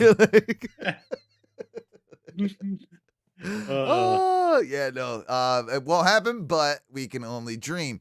But yeah. That being said, of course, I do have my tickets. Me and my brother are going to be going to the Royal Rumble here in January, and that's the next pay-per-view, right? Like it's all roads to the Rumble at this point, and I wanted to talk a lot about what you think I should be expecting with the Rumble, and obviously my thoughts as well, but how like it is kind of like shaping up into Rumble season, which I'll be honest, it's always my favorite pay-per-view, and I think it is a lot of other people's favorite pay-per-view. It's always been like just the surprise aspect, right? And I've never been to one, so that's going to be exciting. But do you think we'll talk about the men's and women's matches in a second, but just as far as like other matches go, what is in your head that would happen, right? Like, usually with a Rumble, you got the two Rumble matches, and then what, 3 other matches, I would say? Yeah. Yeah. So what are those 3 matches in your head? Do we get Reigns? Do we Maybe get a Roman match? Like, are me and my brother gonna get a chance to throw the ones up and all that? Yeah, Like, didn't Randy on Friday night challenge him to? He challenged him at Royal Rumble. so that's it. So that's the match that's set. Randy and I don't know if it's signed yet or whatever, but Randy came out and did you see that interaction? I didn't actually. SmackDown. I have not watched that. It was good, man. So I have to go back. So do you know what happened in all of it, or do you want me to give you a quick rundown? Give me a just so you can get a landscape of what's happening. Yeah, give me the quick rundown. I'll give you a quick rundown. So they open the show, fucking Bloodline comes down, right? Roman does his acknowledgement thing, and then he's like, starts hyping up, like he's like, it's fucking promotion season. It's the end of the year. It's promotion season. Time to get some raises. Time to get some promotions. And the tribal chief, you give those out. And he's like, and I think it's time. He's like, this person has had an amazing year. And he's like hyping this person up. And like, I did. Fucking, yeah. And Jimmy's takes off his jacket and is walking up like all like smooth and suave, like, yeah, he's talking about me. He's talking about me. He's like, we have to really give it to him. He's been there, done everything he needed to do, should have done. And then he's like, Jimmy, come here. And then he's like, puts his arm around. He's like, let's give our congratulations to your brother Solo Sequoia over here, the next tribal chief. Yeah, I saw that in line to be the tribal chief.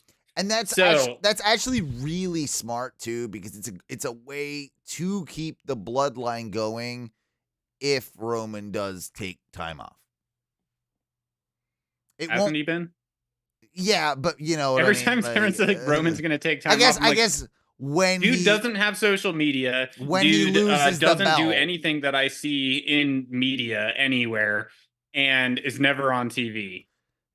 Fair, but at the same time, it's more like when he loses, they finally drops the belt, right? Like he only had the one belt too with him. Heyman only had the one belt. They only had one belt. They've been doing that recently. They've ditched. I like it more. Yeah, no, it was. Although I did like him slapping around the belts a little, showing off when he was doing that. But it would have gotten old had he continued. But do you think, really quickly, and then I'll keep going here, but quick yes or no, do you think Jimmy Uso is a little too slapstick comedy right now? Yeah, he is. Yeah, it's not.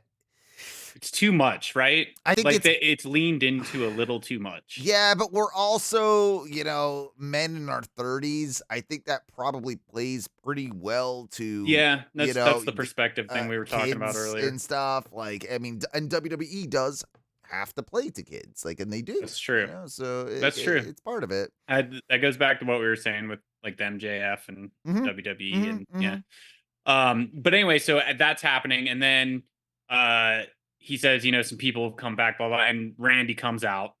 And, Randy fucking looking like Randy nowadays, right? He has this little, like, it's almost like, and we saw some of this before, and I think maybe you and I have talked about this and you've said it too, but like he does have like this version of, it's like he's having fun with it. It's like when Brock was finally starting to have fun with wrestling after all of those years. And we got a little bit of that with like the RK Bro and stuff like that. But like he's a straight fucking killer. He's huge, and like he can work the mic, he can work the ring, he looks amazing, but he like, you can tell he's like having fun. That first time he came out before he did his like thing, like on the turnbuckle, he like sat there and you could see him. He said it to the people in the crowd. He's like, no, give me a second. He's like, it's been a while. I'm gonna eat this up, basically. Yeah. And you can see him doing that in moments, and you can see him kind of having fun with it, right? While being a beast. So he comes out and he says, you say you haven't been thinking about me. Right. And he's like, but he's like, all the stuff you go, blah, blah, blah, blah, blah. And he's like, the one thing you don't know, but he was like, the one thing he's like, I think you should be thinking about me. And he's like, because the one thing, you may be a legend. He's like, but the one thing, Randy Orton may be a lot of things, and may have been a lot of things, but the one thing he has always been is a legend killer.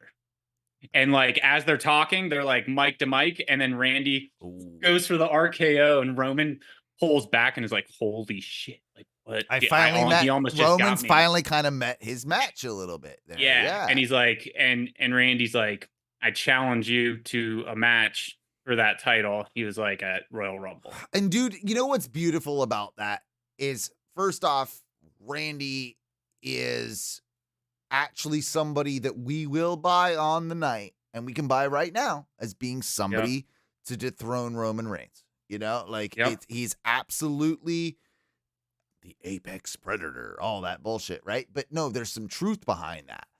Now, what's even better about it too is that here's the deal. I can buy a Randy Orton, Cody Rhodes WrestleMania match should he actually win, because that works too.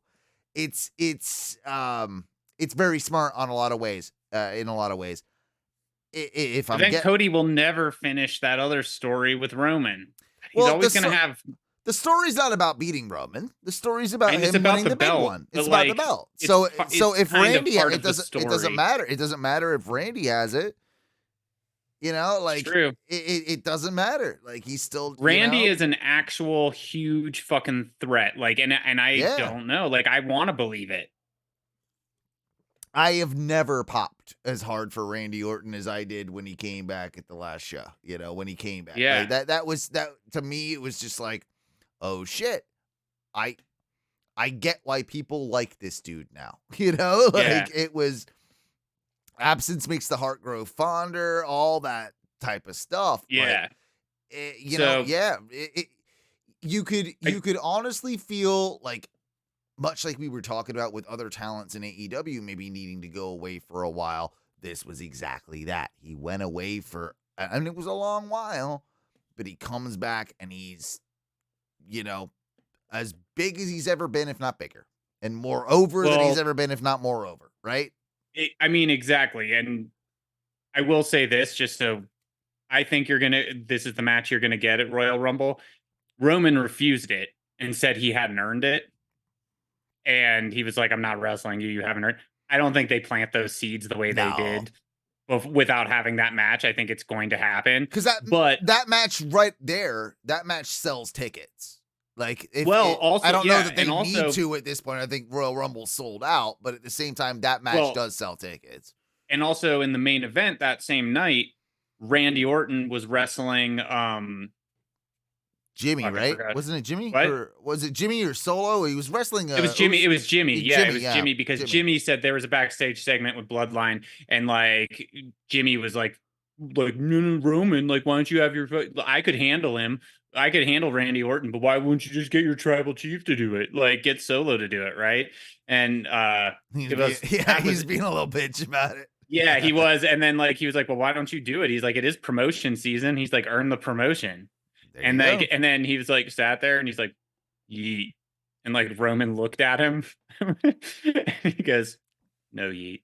No yeet. That's pretty good. I did not see that part of it. I saw clips from that match. All the other So that happened. The match happened. Solo comes out, right, to kind of distract as Orton is about to hit the RKO on him and, you know, kill him with it.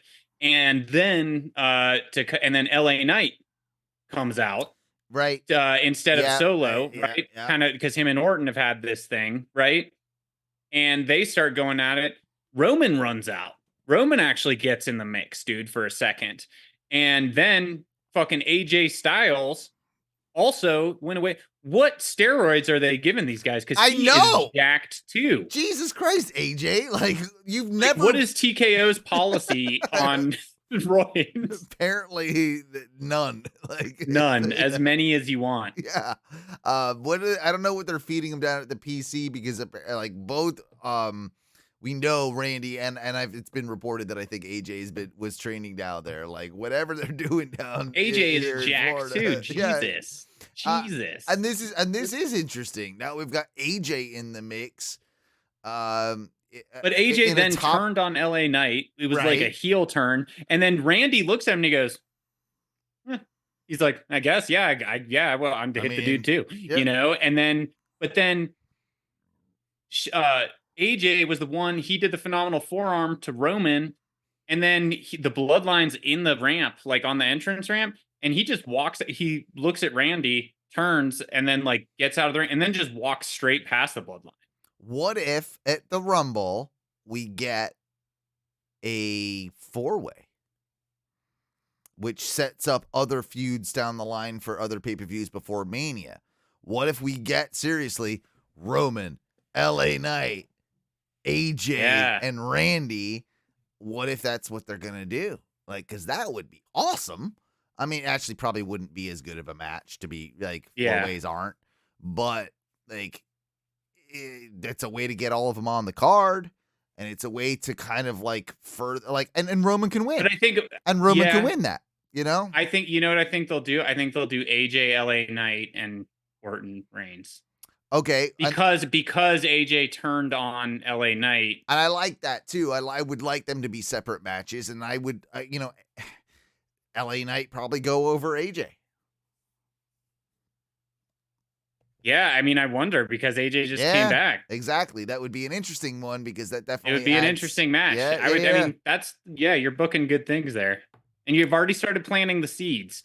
So it was, I mean, I will say like some of it, even in the beginning, but like the match at the end, like especially when AJ showed up and all that was happening with Solo and LA, the pacing seemed off. Like whoever booked that, like it was weird. Like the pacing was, but for the storytelling and for what it was, actually, it was great, I think.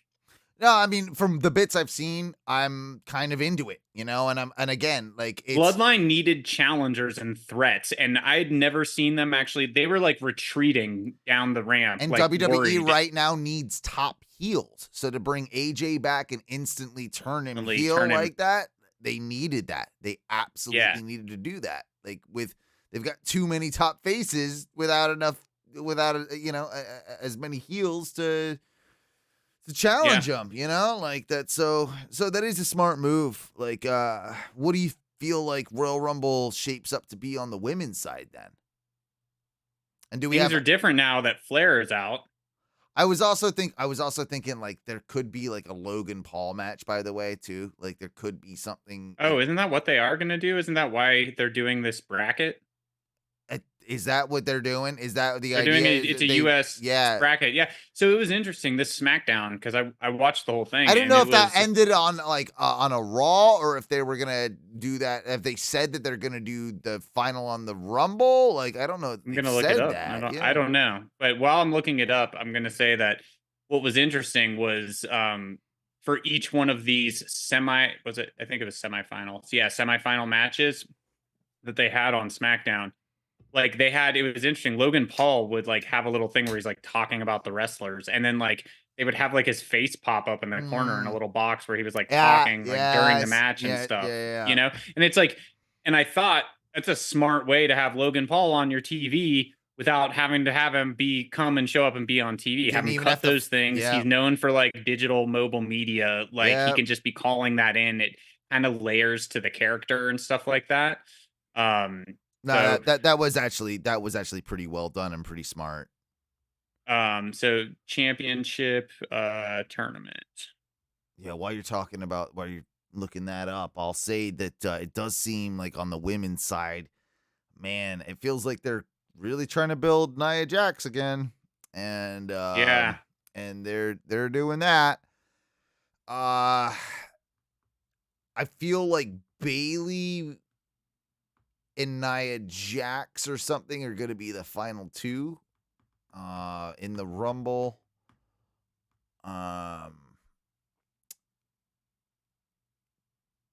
Tegan might be in. Zoe Stark. I think Zoe Stark has a decent shot in there. But then what do you do? I mean, is Becky gonna end up just taking it all? Like that might be the logical thing to end up doing. If you're not building someone new. It's the women's division. Like we were ragging on the AEW women's division, but the women's division in WWE hasn't been particularly wonderful lately. Like I don't see a lot of direction other than Becky ends up challenging Rhea. Like that's Yeah. probably what happens there. But then again, if they're building Nia Jax as a huge deal, um, I don't think Nia Jax Rhea is a Rumble, or sorry, a Mania worthy, women's main event. And at the end of the day, I mean, I guess you still got Bayley in Damage Control to kind of think about. I like the idea of Bayley winning it, but I like Bayley winning it and challenging Io. I like that. I think that would be a really good way around kind of, I don't want to call them booking mistakes, but you can get to Rhea and Becky without having to have Becky win the Rumble. Yeah, you can definitely you can get there. It's and I think there's enough time. So Bayley would be yeah, a good winner for the Rumble. Bayley would be a good Rumble. I think, and she's due a face turn. She's due a face turn. Yeah, and she challenges. Yeah, and she challenges Io. Mm-hmm. I would like that. From what I'm reading, I will say that they're saying that when Logan Paul announced the tournament, he didn't say when the winner of it would challenge his title, but the assumption is it's Royal Rumble. So you're going to get a Logan Paul versus, I don't know, I will say even like Carmelo Hayes has looked great. Yeah. In this. So we have, I mean, that match that he just had with Kevin Owens was really good. Really good. This one that he had on that SmackDown. So now it's going to be, I can't remember who won. Has Logan had a match with AJ? No. I don't think so. I'm getting a weird thing in my head that we do AJ Logan LA Knight in a 3-way for the US title somehow. And I'm just trying to find a way, I guess, to strap up LA Knight. Like it's part of it. I just don't think I don't know if the US title works for him. Yeah, I think it would. I don't think there's a way to get, why would you do this tournament? Yeah. He's more in the main event scene right now. Yeah, I guess it would be a step down. But he's never going to win the big one, is he? Unless he wins sets. Not right now. Unless he wins sets, but he's not going after Seth. He's mixed in the other part. Which yeah, but you could end that with this storyline, start again after WrestleMania or something like. Yeah, I suppose. What do you do then with Punk and Cody, both of course declaring for the Rumble? Final. I mean, they're going to be in the final four, won't they? I still contend that it's probably Cody that wins, and that maybe You think Vince McMahon has a heart attack the day of this match? Maybe. Yeah. But it would be smart if they're the final two. We were talking about like Gunther earlier and how Gunther is like, taking his time off. Well, he comes back at the Rumble. He enters himself in the Rumble, and we have Gunther, Cody, Punk.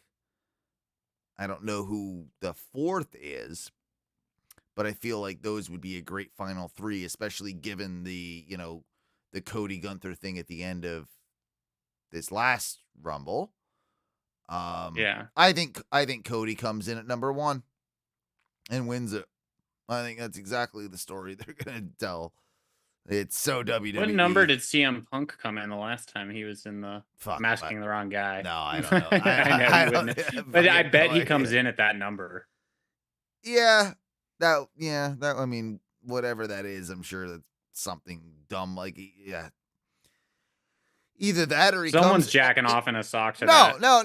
Honestly, no. He comes in at 30. He comes in very last. What? Because he'll get gassed. Yeah, he can't do.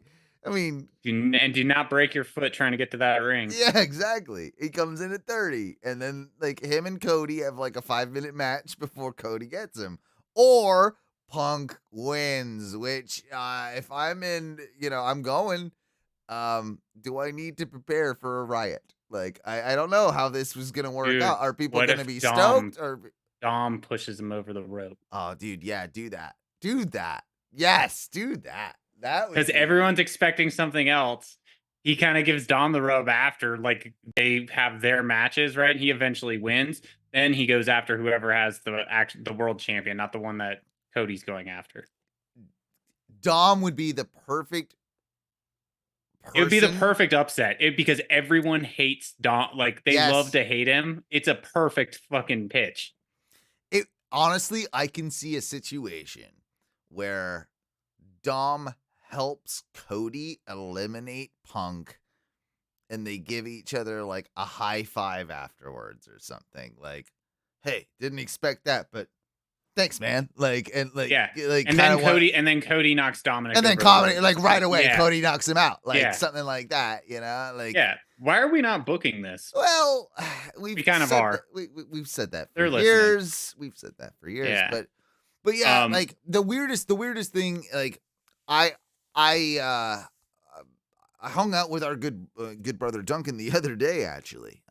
Did you? Yeah, I did, and I'll tell you about that off air. But we were talking, you know, like, you know, the same sort of shit we're doing right now, and sort of fantasy booking and all that sort of stuff.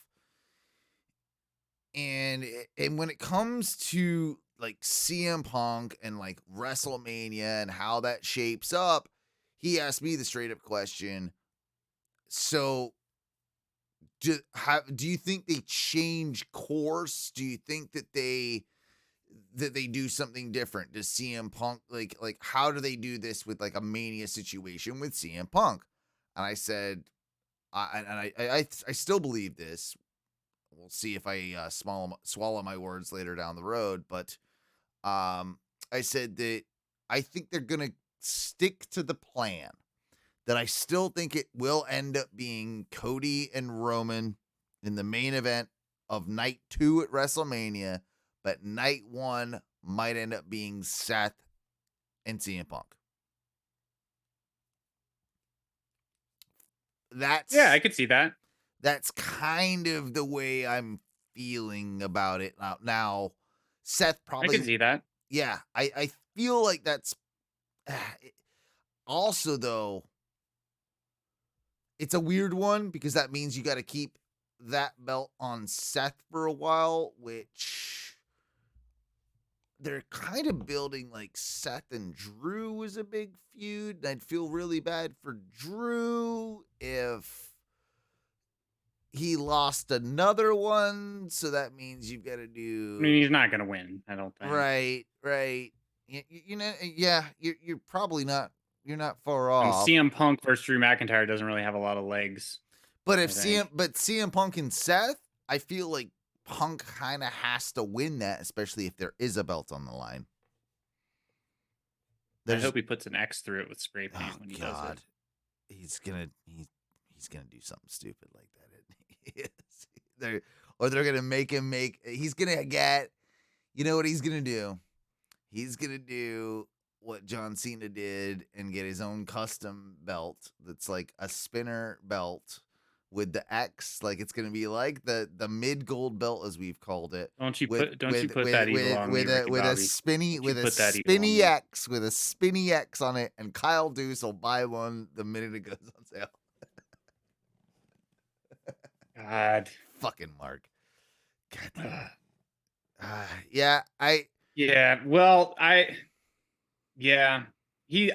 think he would win it though.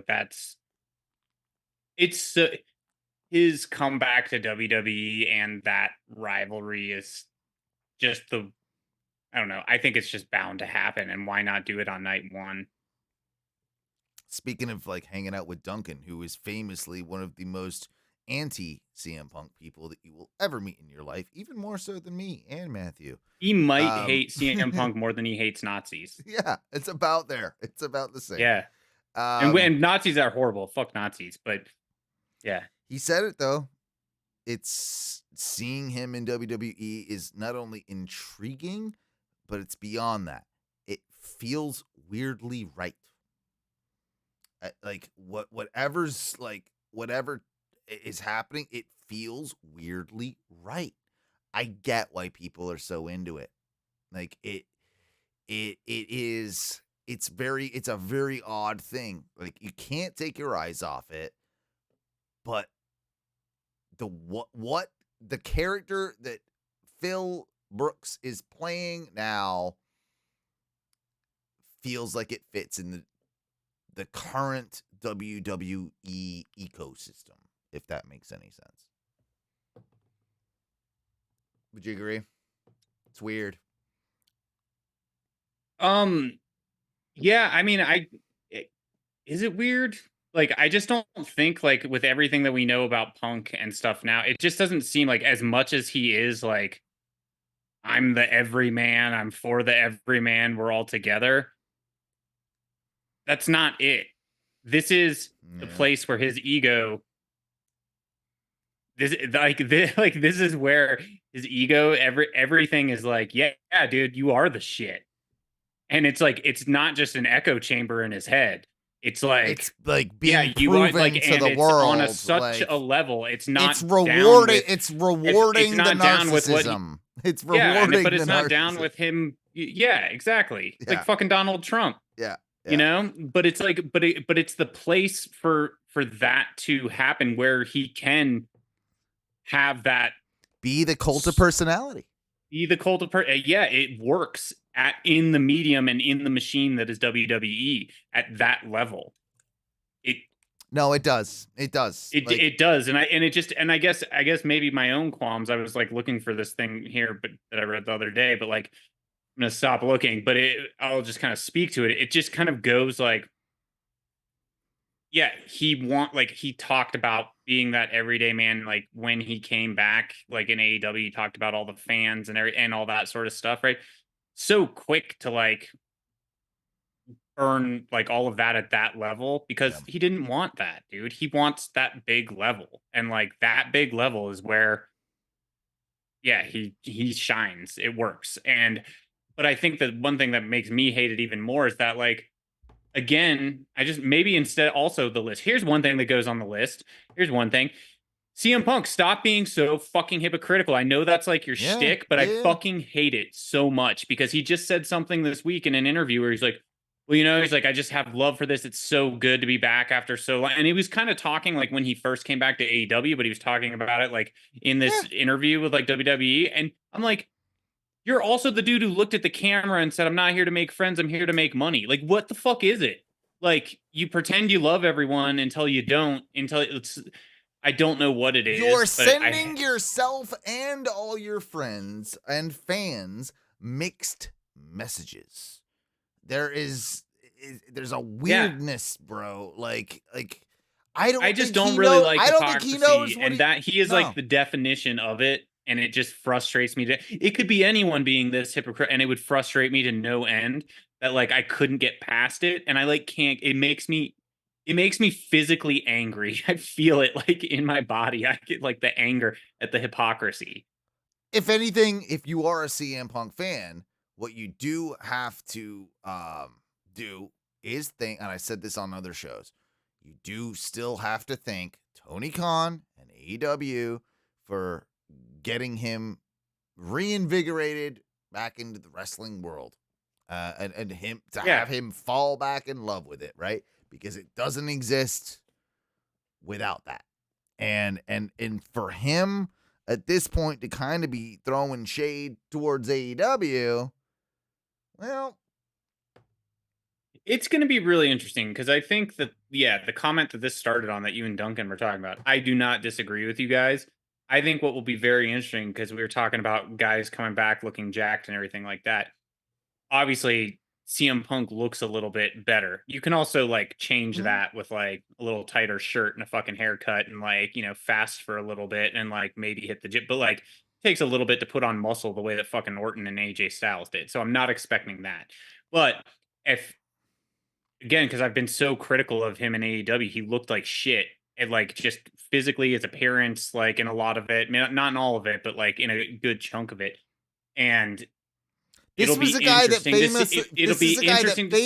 famously said that he didn't even run the ropes before he stepped in the ring for his first match back with AEW. Didn't chose not to run the ropes and even train in a ring because he's that damn good. Like, well, yeah, that fucking show, didn't it? yeah. Well, yeah, exactly. And you're working a house show with Dominic Mysterio, and you're training at the PC. So well, they are and doing, I'd like but, to, but so I'd like that's to what I'm saying. I want to see this CM Punk, and I'm not expecting his performance to move mountains, but it'll be very interesting to see how differently he takes this with in-ring work and like physicality and stuff, and see if it even is elevated a little bit more. And it's like, were you just not putting in the effort over there? Like, did you just not care from day one, really? I mean, you had like the dog collar match, you had a couple of good, like, I don't know, like your as a GTS looks like whole, shit. your AEW resume is fairly poor, like as far as match quality Yeah. goes. I wonder if Triple H, which I'm sure he did, saw all those matches, before they made the decision to sign, Punk, which, let's be real, like, it's a good business move. We've talked about that, and that makes sense. But I'm wondering if he saw that and was just like, Phil, if you're going to do this, here's what's going to happen. You're going to go down to the PC, and they're going to make you train, and they're going to put you on a regiment like we do with all our superstars. If you want to be on the top level, like you say, like you say you want to, also, show me your ass. Let me inject this into it. Yeah, and maybe other guys, and don't worry, you're still straight edge. Your contract says it. TKO says it. This is just it's a B12 shot. So the other thing with him too is obviously like every feud for the next, I would assume about the next year, is gonna revolve around CM Punk being with that other company, being a disgrace to the WWE, being the guy that left, talked shit, and came back, right? Like every feud is gonna have some fashion or form with it. What I'm most interested in is when that well dries, right? Then you have to just be a character. Then you just have to be, whatever you're doing. How does he fit into that system? How does Phil fit into that system once the well of all those built-in stories dry up? And you have to essentially be another WWE superstar. That is when I think things start going off the rails. But yeah, we'll see. Anything that's can what happen. I'm most interested in, Yeah. Him having to be essentially a regular guy. Like yeah. A Kevin Owens at the moment, right? Like yeah. Yeah. And work regular storylines. Yep. Not like the actual number one storyline. Yep. How he takes that day will come. That day will come, and how he takes that is what we'll say a lot. We'll say a lot, and will make or break the legacy of CM Punk. Because if he does it again and he doesn't handle it with grace, well, we were always right, and we're still always right with this one. Yeah, you're talking about he is changed. A fuckhead. But I don't think you've changed that much that quickly. No one. But I will say, what if we're all wrong on the Cody winning and everything like that, and like the real call was when he walked out of Wembley. Remember, he put the one in the air when he was walking through the entrance. Yeah. He fucking threw the thing over and did that. Oh, is he bloodline? Maybe that was it. Maybe that was his fucking Babe Ruth call. He like knew eventually. It could I'm be going after the bloodline. It could be. Maybe he joins. He could join the bloodline. I don't know how that happens, but he gets all tatted like an Uso. He goes full Uso. Yeah. He goes full Uso. I will say for the women's Royal Rumble, and we were talking about the PC and stuff like that. Big, probably not going to happen. I mean, she'll probably show up, Jade Cargill. She's obviously been training. Yeah. The rumors were because we've been wondering where the fuck is she. You paraded her around, and everyone on the internet says because then they saw her wrestle because they all want to talk shit about AEW. Granted, she wasn't the greatest, but like, and they're like, and they were like, oh shit. I'm like, you think they signed her and did all that without ever having watched her wrestle? Yeah. I think they're getting her into like main event status. And I think Yes. she could also be a call to win the Rumble. And she comes out and just, she's like, learns a bunch. They're like, you have a solid fucking foundation. That would We're be going to take you so much further. Well, that would be a great move too, to have her enter at number 30. So you already have like your story that's developed with the Rumble. You've got maybe Becky in there and Bailey in there, maybe Nia Jax. And then there's Jade Cargill comes out number 30 and ends up winning the match. Like something like that could absolutely work. And with that, you can still find a way to get what we were talking about with Bailey and Io and like in a match. Like there's still ways to do that. There's still, Jade Cargill, Rhea Ripley looks enticing on paper. And if Rhea needs a break, and she will in a bit, like she's been on the top of her game for too long. Everybody's got to drop it at some point. What I think a perfect person for Rhea Ripley to drop the belt to would actually be Jade Cargill, because she's an attraction. And I think that, they would use her as such. Yeah. So, like it doesn't mean that Rhea can't come back and get it back. Well, and she's physically threatening, looking to be able to take on someone as big and physically threatening as Rhea Ripley. Whereas none of the other women, no offense to them, don't. Like she would be like a very formidable threat to Rhea in that situation. So I don't mind that. I don't mind that that idea at all. What the hell are they doing? Are they doing anything with Karion Kross? Like is that? Yeah, he just came back with another promo on Friday night. Yeah, but what are they doing then? Like, who knows? The same. I don't know. Everyone's like, he's been retooled. I'm like, I don't know. It looks pretty much the same. Like the same thing, guys. Yeah, he's angry. He says he's like anyone who's he hurts people who come in contact with him, or I don't know. Does he, I think Karion? I don't care. Well, I kind of do, because I think there's potential with him, and I do think that it's like money left on the table. I think here's just my out of the blue theory. I think Karion was going to be a part of whatever Bray Wyatt was doing. I think that they were, and there's interviews that have talked a bit about this, since Bray's passing, that there were a lot of talks. And I think maybe that whole, what was it, the Wyatt 6 or whatever it was going on. I think Karion might have been like crucial. Was he the buzzard? Who knows, right? He was. Who knows what was going on there? One day, I hope we find out some of the plan. Right. The Uncle Howdy stuff, all that sort of shit. Like one day, I think, maybe it would have to be Bo. Bo would be the one that would know, that would spill the beans on that. But yeah, I do think maybe Karion was involved in that. And I think that might be what they're like, they've had to retool and reboot. Is I wouldn't mind Karion being a part of a stable.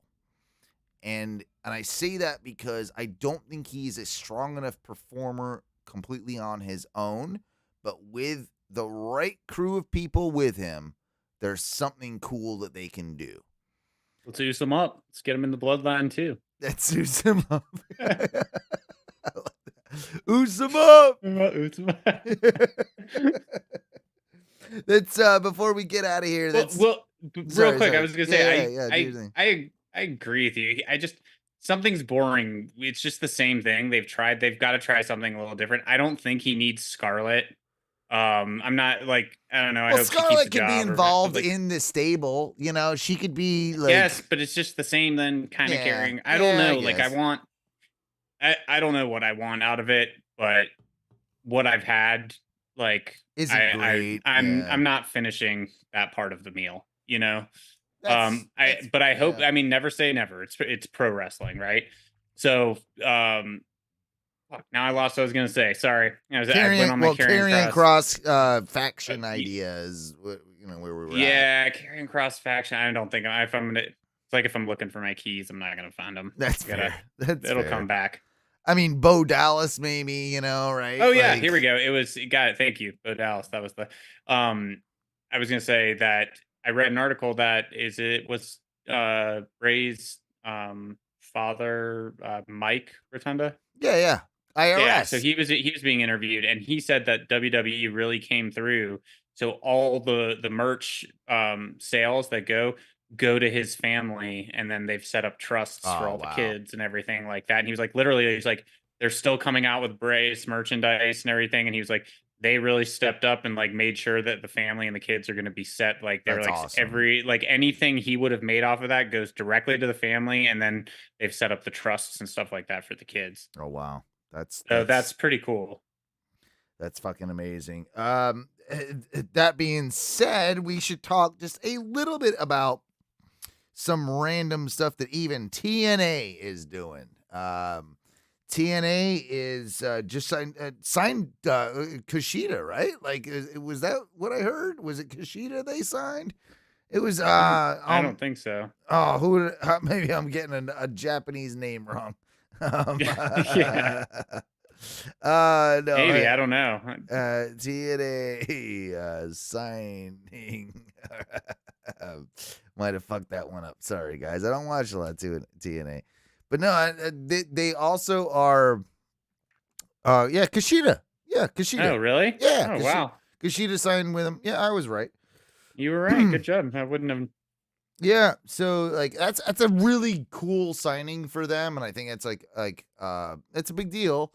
They're also really like toying with in the last couple of days, basically saying that they have another huge prospect and somebody that they I think have under contract that they're promoting is like Brock Anderson.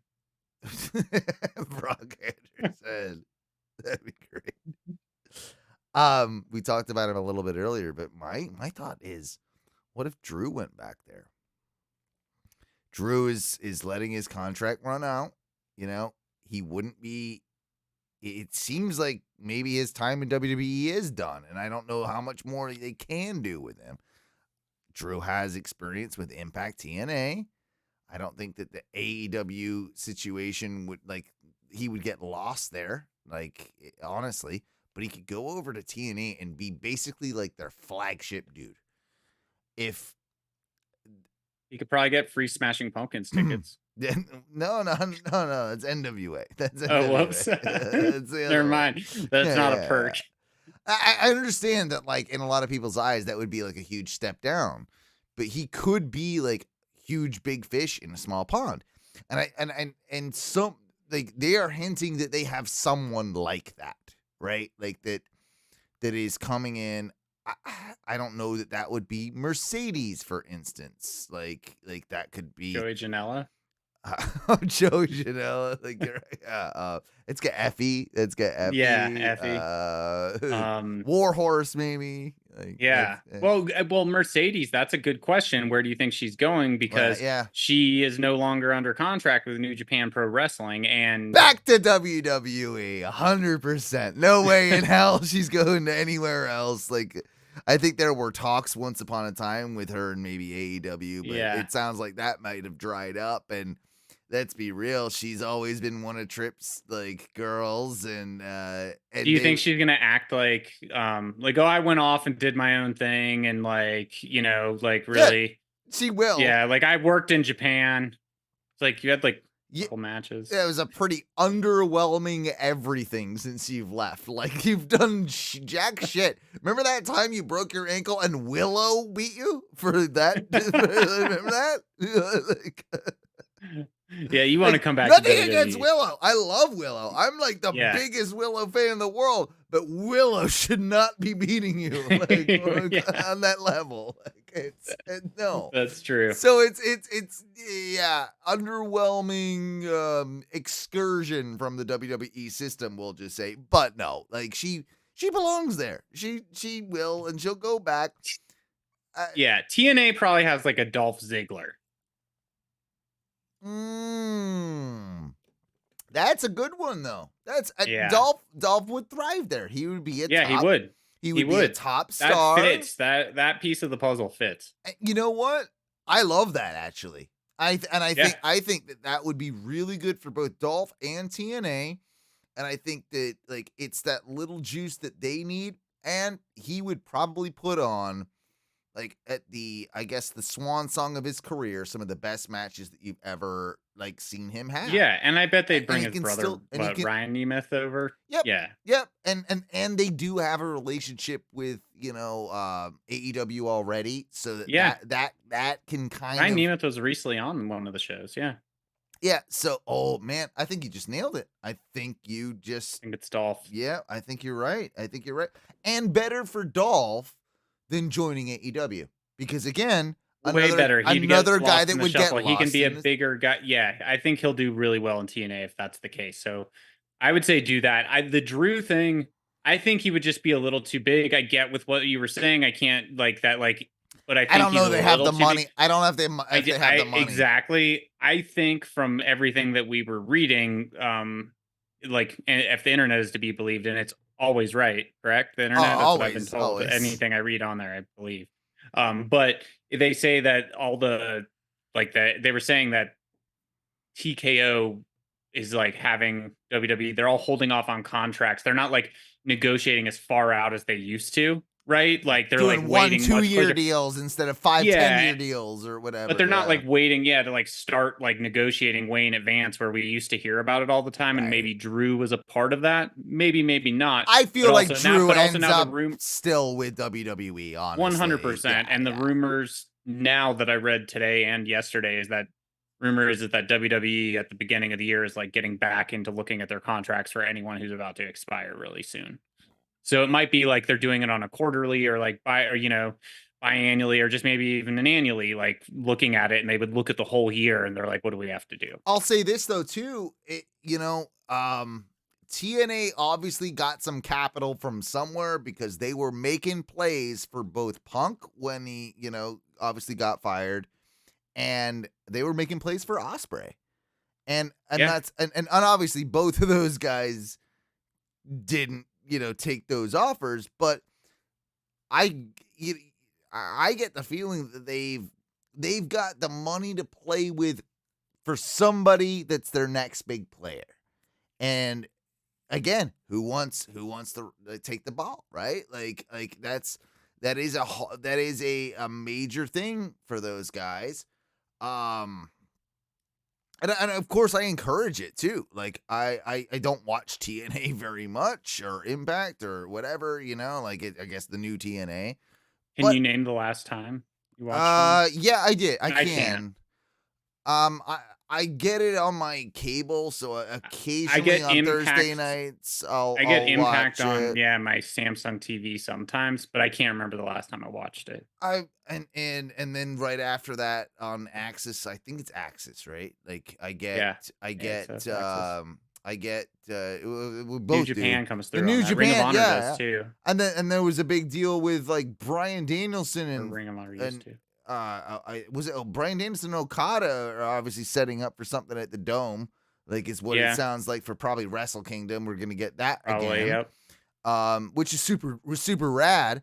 And that brings up like one of the very last things I wanted to mention on this tonight's show was that Okada's contract is about coming to a close with New Japan, and that he today hired or is being reported today that he hired the very infamous Barry Bloom, sports agent who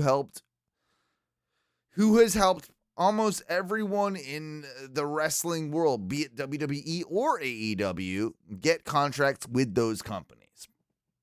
This is a sports agent that specializes in dealing with professional wrestlers and those companies. it sounds like to me this could be a possible, does Okada come to America? Here's my thing. I think AEW ruined Okada and the mystique of Okada, because every match that he's had there has kind of been a bit of a none of them have been like a New Japan match, right? It could be, of course, a bargaining tool that he's just doing to get a bigger contract from New Japan. That's not like get too crazy here. But if I'm Okada and WWE is interested, do a 1-year, 2-year deal, come in. I think it would be fantastic to have Okada in WWE over AEW. That's my hard take right there. Yeah, I don't think it'll happen. That's I just don't me. either. Really. And I think that the reason I say that is because I think that's why you see like even less ticket sales and stuff like that at AEW, like we're talking about earlier, than the machine of WWE, and how CM Punk works better in that than AEW. It's like in Kenny Omega, we were talking about those matches and stuff. It's like they brought, yes, independent, but like also a lot of like that Japanese style. And I don't think the casual fan who watches WWE gets it or cares. Like they want to see the spectacle. They don't care about like the really really good technique. And I doubt half the people who liked Bryan Danielson have followed him over to AEW. Yeah, it's a big deal for people who watch AEW and people who watch both, but beyond that, some people are just like, I don't know, he's way more technical over there. I like the way he wrestled before. That's what they like. I wonder if that has something to do with it. And that's just like general population versus people who are really into a niche of like watching wrestling and caring about it. And like, I just don't think that if you looked at the percentage of people who watch WWE, like if you polled them how much they care about like the wrestlers, and like smarks like us fucking care about people going to Japan, working in Japan. Wrestlers care about going over there. It's a respect thing. Like you need to kind of do it and everything. But I don't think a good majority of people who watch pro wrestling, WWE, care. No, I 100% agree with you. That's why I tend to think Barry Bloom is famously also Chris Jericho's agent, and I think that this leads towards maybe a deal with AEW more than anybody else. Okada does fit there more, but again, another guy. Ugh. If he went to WWE, I guarantee you, wouldn't be long till we were seeing like Okada versus Tozawa. Yeah. No joke. No joke. Well, we're gonna start with Okada and Shinsuke. He might have an Okada Cody feud. After that, Tozawa. Yeah, it's probably about the way it would work. Right. And I can understand Tony wanting to sign Okada. I can also maybe see it like hopefully there is a better relationship, like, or there's a good relationship between them and New Japan. Otherwise, like, I think there has to be with the Continental Classic. Right, there has to be. But if you're just constantly just stealing all of New Japan's stars, which AEW has done, if I'm New Japan, why are we in this relationship? Like why are we doing this? Like you took all of our big like top guys. Like Khan's like, don't worry, every now and then I'll let them come out. I'll let them come out and play with you. Like it's fine. Yeah. Like I don't know if I'm New Japan if that's cool with me or not. So yeah, that one is a bit like to me. If I'm Okada though, fuck it. Come over, make a buck for a couple years. Like I wouldn't blame him for doing it. I just don't think he's gonna be presented, no matter what company he goes to. He's not gonna be presented in the same way that he is revered in New Japan. Like, and that's. I just don't think Japanese wrestling, No. unless you're a major wrestling fan in America, translates the way we think it does. And again, I Right? mean, Like, again, it's that perspective. it's It's like this. we're so like we're like so in the forest. Like we Yep. can't see like everything happening else all around it. It's like when you're at the top of the mountain or whatever, you can like you're like, oh, this valley, all this shit, fog, everything. And then you start walking down and you're like, I don't see any fog and it's just trees, there's no view. I We're like so in it, it's hard for us to see. Here's what I predict in the next couple of years. AEW and Tony Khan will make a huge deal with New Japan. Tony Khan won't buy it outright, but will have like a 50% stake, we'll say, in New Japan, and it will become AEW New Japan Pro Wrestling. At that point, that's where Kenny goes to end his career. That's where a lot of the guys that he has hired will end up, like even Ospreay, hopefully, 10 years from now goes and does that, like I think that there are so many, I mean, Kingston, like so many people that have such, I guess, I think you're writing the obituary for AEW. a little bit. If that's what happens, AEW's done. It's like the whole thing. They need to get away. I think that's what I'm saying is the more I think about it as I'm talking about it is they need to get away from that type of relationship that like if they want to be an actual competition to WWE in the United States, WWE is going worldwide now. Like this partnership, like and being on like and like the merging with UFC, that's only now we see all these live events and like premium live events and but shit that's what happening. Tony Khan wants to do. He like I know, but he can't. But it's not going to happen with New Japan because New Japan's not doing it on that. He needs to build it. Like it's just not going to happen because WWE doesn't need like the Japanese system. I'm not saying it's what I want to happen. I'm saying it's what might very likely. I think that's going to be the death of some AEW. Yep. Because I just don't think the people in America, which are the people you're really trying to sell it to first. Unless you're just strictly trying to engage a foreign audience. You're trying to engage just a Japanese audience and to keep New Japan alive if they don't have the money to keep themselves alive. And like, okay. How much Japanese do you think Tony Khan knows? None. Like a little bit. Yeah, he's got he knows like a tiny bit. An arigato. Like he's like not dangerous with it. No. I don't think Tony's spouting any fucking. He's got a translator. Yeah, he does. He's got the money for it. Like, I don't need to learn the language to get a translator. Hey, I think what do you think about Sasha Banks showing up at the Rumble? 100%. I would almost put.